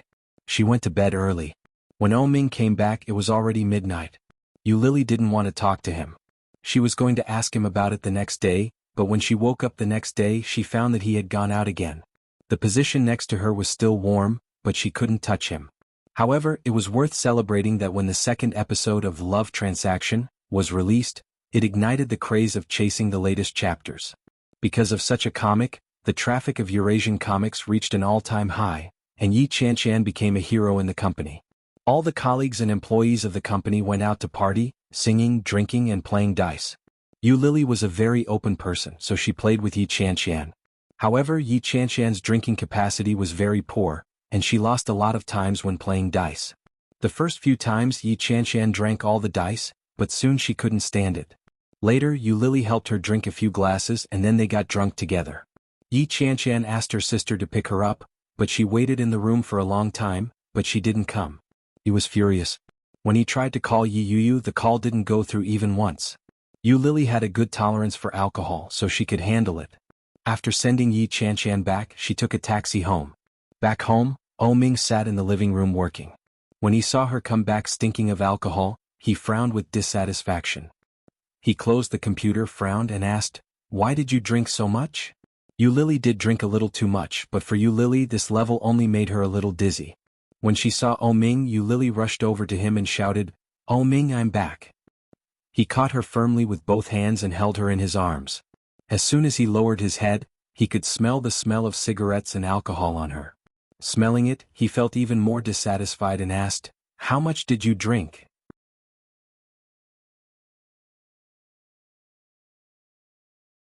Chapter 924. Ming picked her up and said helplessly, "Yes, I will. I think so too, but I can't tell them. If I tell them, they will look at me differently. What if they all fall in love with me? What will you do then?" Yulai giggled and put his arms around Ming's neck, grinning brightly. Ming was also amused by her and walked toward the room with her in his arms. Lily habitually hugged him and kissed him, saying, "Ming, what do you think our relationship is now?" The ancients said that alcohol could boost one's courage. The sentence was really true. If Lily had said such a sentence in the past, she would not have dared to say it. But now she said it so naturally. However, it was also after she said it that Lily felt that something was wrong.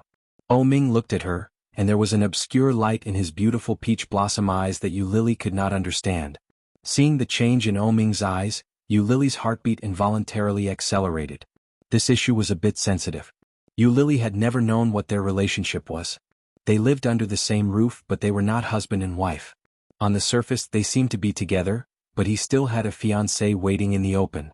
It was impossible to say that she did not mind. Lily was actually a very possessive person. Although she did not say it, she actually cared about it more than anyone else. But so what? Lily still did not dare to say it. She was afraid. She was afraid that Ming would think that she was too nosy and talk to her like before in the capital. Every word that came out of his mouth was like the sharpest of thorns, stabbing into her heart and making her feel pain. At that time, Lily was afraid that she could not help but want to escape, so she simply ignored it. She wanted to stay by Ming's side even as a lover. As long as she was with him, Lily looked at Ming with a pair of eyes a little drunk and said with a smile, "Forget it, you don't have to answer, I know." Ming lowered his eyes and his eyes became deeper. He gently put her on the bed and lowered his head to kiss her. The smell of beer came, but Ming did not dislike it at all. He gently kissed her and gradually moved down. Lily raised her hands, crossed her legs and closed her eyes. She actually fell asleep? Seeing her like this, Ming chuckled. He helped her take off her coat and sweater, tucked her in and planted a kiss on her forehead. He turned off the lights, turned around and walked out to continue working. Not long after Ming left, Lily suddenly opened her eyes. She got up and found some clothes to take a shower. By the time he finished showering, half an hour had already passed. Ming leaned against the headboard and watched her walk out. He waved at her and said, "Come here." Lily obediently walked over. Her cheeks were still a little hot, with the obvious red of alcohol. "Do you know who I am? My man." Lily smiled and leaned over to hug him. When Ming heard those 3 words, he was in a good mood. He held her in his arms and asked, "Have you left?" "Well?" Lily pretended to be confused and hesitated. She knew what he was asking. She left, but she did not want to. After some hesitation, he shook his head and said, "No."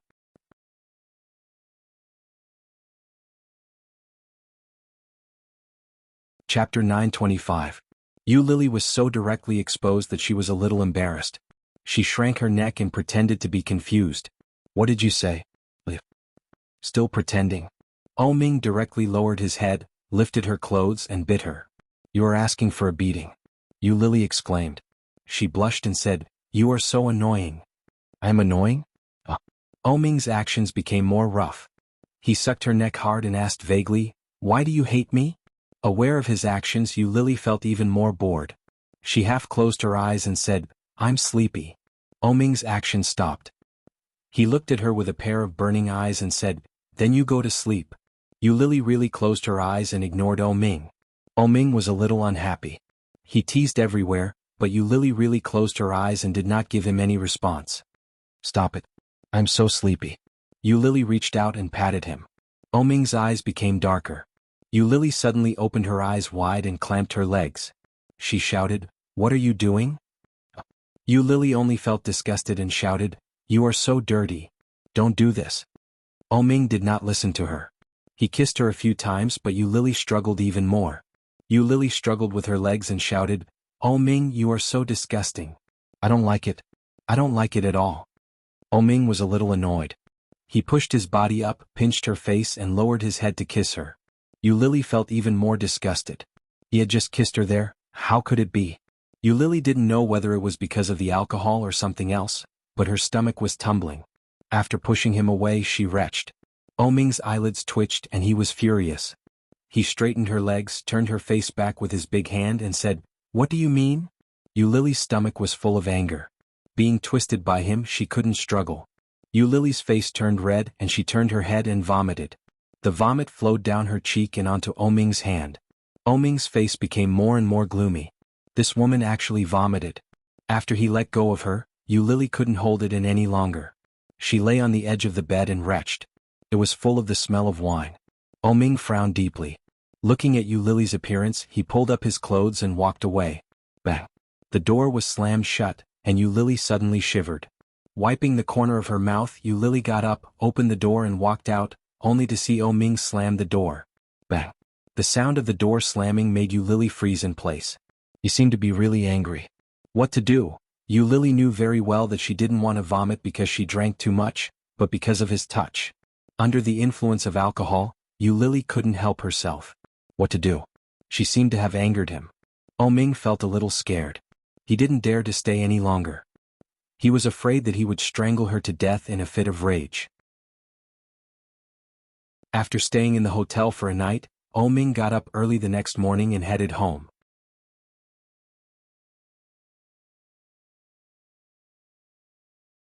Chapter 926. Ming's heart seemed to be pinched by something and his heart was aching. He went forward and gently pushed her, shouting, You. Lily was sleepy. When she looked up, she saw Ming's face. Only then did Ming see her face clearly, and his heart ached even more fiercely. Lily's eyes were swollen like walnuts. When she first saw him, she pursed her lips and burst into tears. Lily rushed forward and shouted, I'm sorry, I didn't mean it." Lily held his waist with her hands and her head arched against his chest. With a weak cry, she held him tightly. She was afraid. Afraid of what?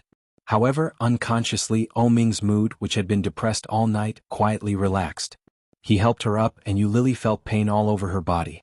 Being pulled by him, the pain was so painful that she gasped. Ming touched her face and found that her body was frighteningly cold.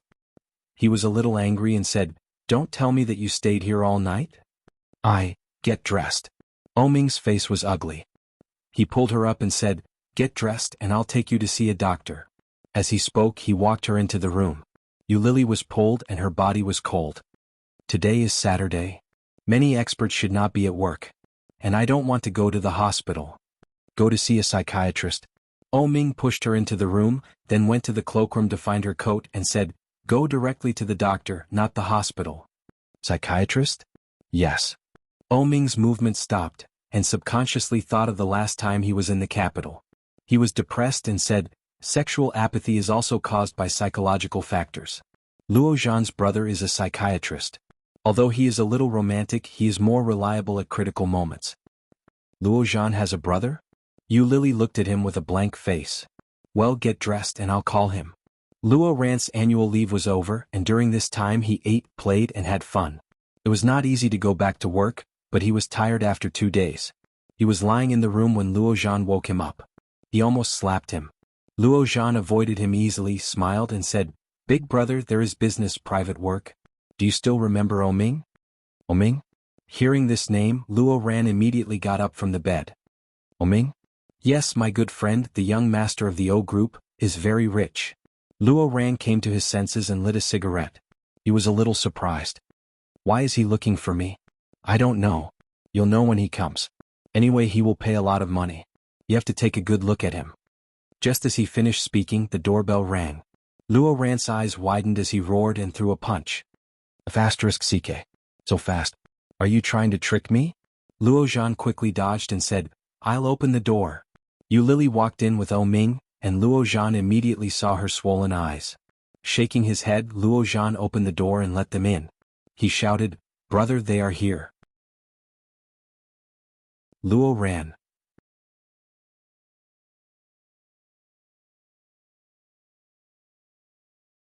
Chapter 927. When Lily saw Luo Ran, she was a little surprised. At the same time, she turned to look at Luo Zhan and exclaimed, "Twins!"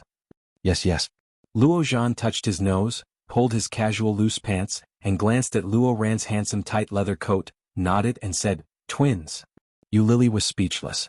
The gap was a little big. What's the matter? Luo Ran looked at Lily, and there was an unruly smile on his face. Do you feel uncomfortable? Yu Lily looked at him, then looked at Luo Zhan and whispered, I seem to be sexually apathetic. Luo Ran was a little surprised, looked at Ming, raised his eyebrows and asked, sexually apathetic? Ming nodded. Luo Ran turned and walked in, then said to Yu Lily, come with me. Luo Ran led Yu Lily to a room which was empty. The four walls were painted particularly white, and there were only 2 stools and a table inside. Luo Ran sat behind the table, pointed to the stool in front of the table and said, sit down. Yu Lily sat down and looked at Luo Ran. Luo Ran quickly got into character and said, next I will ask you a few questions and you must answer me as soon as possible. You can't be shy and you must answer truthfully. Okay. What's your name? Luo Ran's tone was a little fast. When Yu Lily heard this question, she couldn't help but be excited and she answered, Yu Lily. How old are you? 24 years old. What work are you doing now? Assistant editor, drawing comics. How long have you been working? More than half a month. Are you happy? Not bad. Luo Ran looked at her and asked faster, when did you have sex for the first time? Yu Lily was stunned, paused and then said, my 18th birthday. Is it your current man? Yes. Are you sexually apathetic? Yes. When did it start? I don't know. When did you find it? Last month. After discovering sexual apathy, have you had sex? Yes. How many times? Yu Lily thought carefully and said, 3? 4 times? Be sure. 4 times. Have you had orgasms? Once? Only once. Yes. Do you feel uncomfortable when you have sex? You asked. Do you feel? Do you feel? What? What? What? Yu Lily paused and shook her head. I don't know. Everything has a reason and there is a cause and effect. Luo Ran held an hourglass in his hand and spun it quickly. He asked casually, think about it. Why do you feel disgusted? Time. But Lily, and had you had time? Jin, you. Luo Ran asked her. He put down the hourglass and took out a pocket watch as if by magic. After popping the cover of the pocket watch, he looked at her calmly. When was the last time you had an orgasm? Yu Lu. Li at Luo Yu. And said. Yu Lily Luo Yin. And looked at Li and said.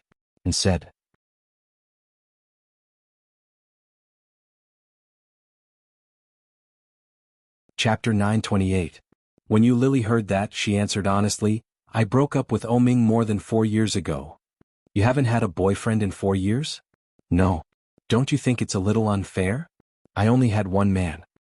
Luo Ran laughed with a teasing look in his eyes. Yu Lily looked up at him and asked, why would it be unfair? Wouldn't it be unfair to go out and mess around? Luo Ran heard such an answer and laughed out loud. Don't you want to try other men? Brother, don't poach me, okay? Be professional, okay? Luo Zhan's voice came in with a warning. Obviously he was threatened by Ming. Yu Lily heard it and laughed out loud. Luo Ran stopped flirting and coughed softly. To be honest, I'm a psychology major, but I'm not an expert in this area. However, I happen to have a classmate from the capital. Why don't I ask my friend to take a look at you? Friend? Yu Lily blinked and nodded. As Luo Ran spoke, he had already picked up the phone and called the legendary friend. Old Shin, there is a private job here. Do you want to take it? The other party is a great beauty. Okay, I'll wait for you. At my house. Well, I'll wait for you. Well, bye. Ming looked at the movement inside from the outside and felt a little strange. He looked at Luo Zhan and asked, is your brother serious? Are you sure he is a professional? Hearing Ming's doubt, Luo Zhan nodded seriously and said, my brother is an expert in his current hospital. There are many people who ask him to see them, but he specializes in things like autism in children. Anyway, he doesn't seem to have much to do with this. Hearing that, Ming still had some doubts and looked at him. Luo Zhan shrugged and said, don't worry. If my brother says there is no problem, then there must be no problem. Ming was skeptical. He looked inside thoughtfully and said, I hope so. About 15 minutes later, the doorbell rang.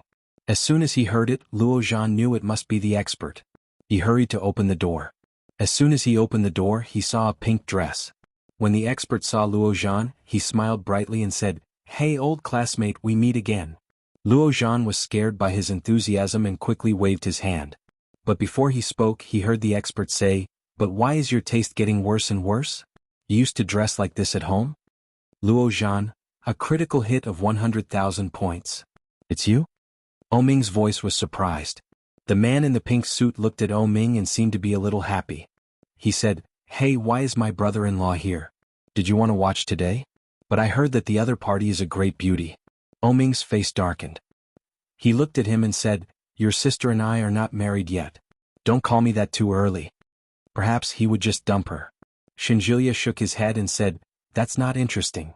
When your father asked our family for help, that's not what he said. He said that he would agree to any condition." "You're already engaged to my sister. How can you run away now?" "Ming," Shin said. Shin, how t what? Shin, you, Shin, t.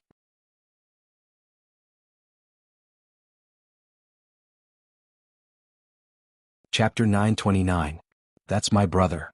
Luo Ran yawned and said, "Come on, the patient is inside." Lily clearly heard the movement outside, especially when she heard Shinjilia call O Ming brother-in-law. She had already guessed a little. Then the sound of leather shoes came from behind, and the footsteps were different from O Ming's. Obviously it was the expert who had just come. When Shinjilia saw Lily, he was both expected and surprised. When he saw O Ming, Shinjilia had already guessed that the patient was likely to be Lily. But after all, he was good at solving psychological problems between men and women. Did Lily have psychological problems? Shinjilia walked over, looked at Lily and raised his eyebrows with a smile. "It's a small world, miss you. I didn't expect that we are not only neighbors, but also friends of each other's friends. The world is really small." Lily felt a little guilty about Shinjilia. After all, when she was in the capital, she cheated him of a lot of money. Although Shinjilia didn't seem to want to retaliate, what if? Hearing his words, Lily felt even more guilty. She stood up, looked at Luo Ran and asked, "Is this the expert you mentioned?" "Yes." Luo Ran nodded. "Although he is young, he is a psychopath. Now he has graduated from the master's degree in psychology and is studying for a doctorate, right?" Shinjilia nodded, looked at Lily and said with great interest, "Miss Yu, if you doubt me, you can go to Jinghua University in the capital to check my information. You are welcome to verify my identity. This is my business card." Lily took it and glanced at it. "It seems that he can really bluff people. But before you verify my identity, Luo Ran, can you briefly tell me about this lady's condition?" Shinjilia looked at Luo Ran. Luo Ran played with a pocket watch in his hand, leaned on the table and briefly explained what he had just asked Lily. Lily always felt that Shinjilia was a little unreliable. After all, people who could be deceived by bartenders were not very smart. What's more, Lily felt that this man was shameless enough to chase after a girl. Most importantly, he was her neighbor and Shin Manting's younger brother. In case he wanted to do something to her, it would be too convenient. Lily didn't like this feeling. She looked at Shinjilia and Luo Ran, stood up and said, "Why don't I go to the hospital on Monday? At most I can take a day off. I still think it's too troublesome." It was obvious that she didn't want Shinjilia to see it. Lily's intentions made Luo Ran feel a little embarrassed. After all, Shinjilia was called over by Luo Ran. Wasn't it obvious that he wasn't giving Luo Ran any face? He shrugged and said, "It doesn't matter. Anyway, I have a lecture at Kingstown Psychology University on Monday. If you are interested, you can come and listen." "Sit down." O Ming walked in and pressed Lily down. He said, "Although this guy doesn't look very reliable, he is still a professional person. I don't think he will mess around. Isn't that right, Jilia?" You're tuning in to the Han Li's Wuxia Adventures YouTube channel. We're so grateful for your support, and don't forget to subscribe to join us on this incredible journey through captivating stories. Your generosity through donations truly makes a world of difference, as it's the primary source of revenue that allows me to expand and enhance this channel for you. Thank you from the bottom of my heart for being a part of this adventure.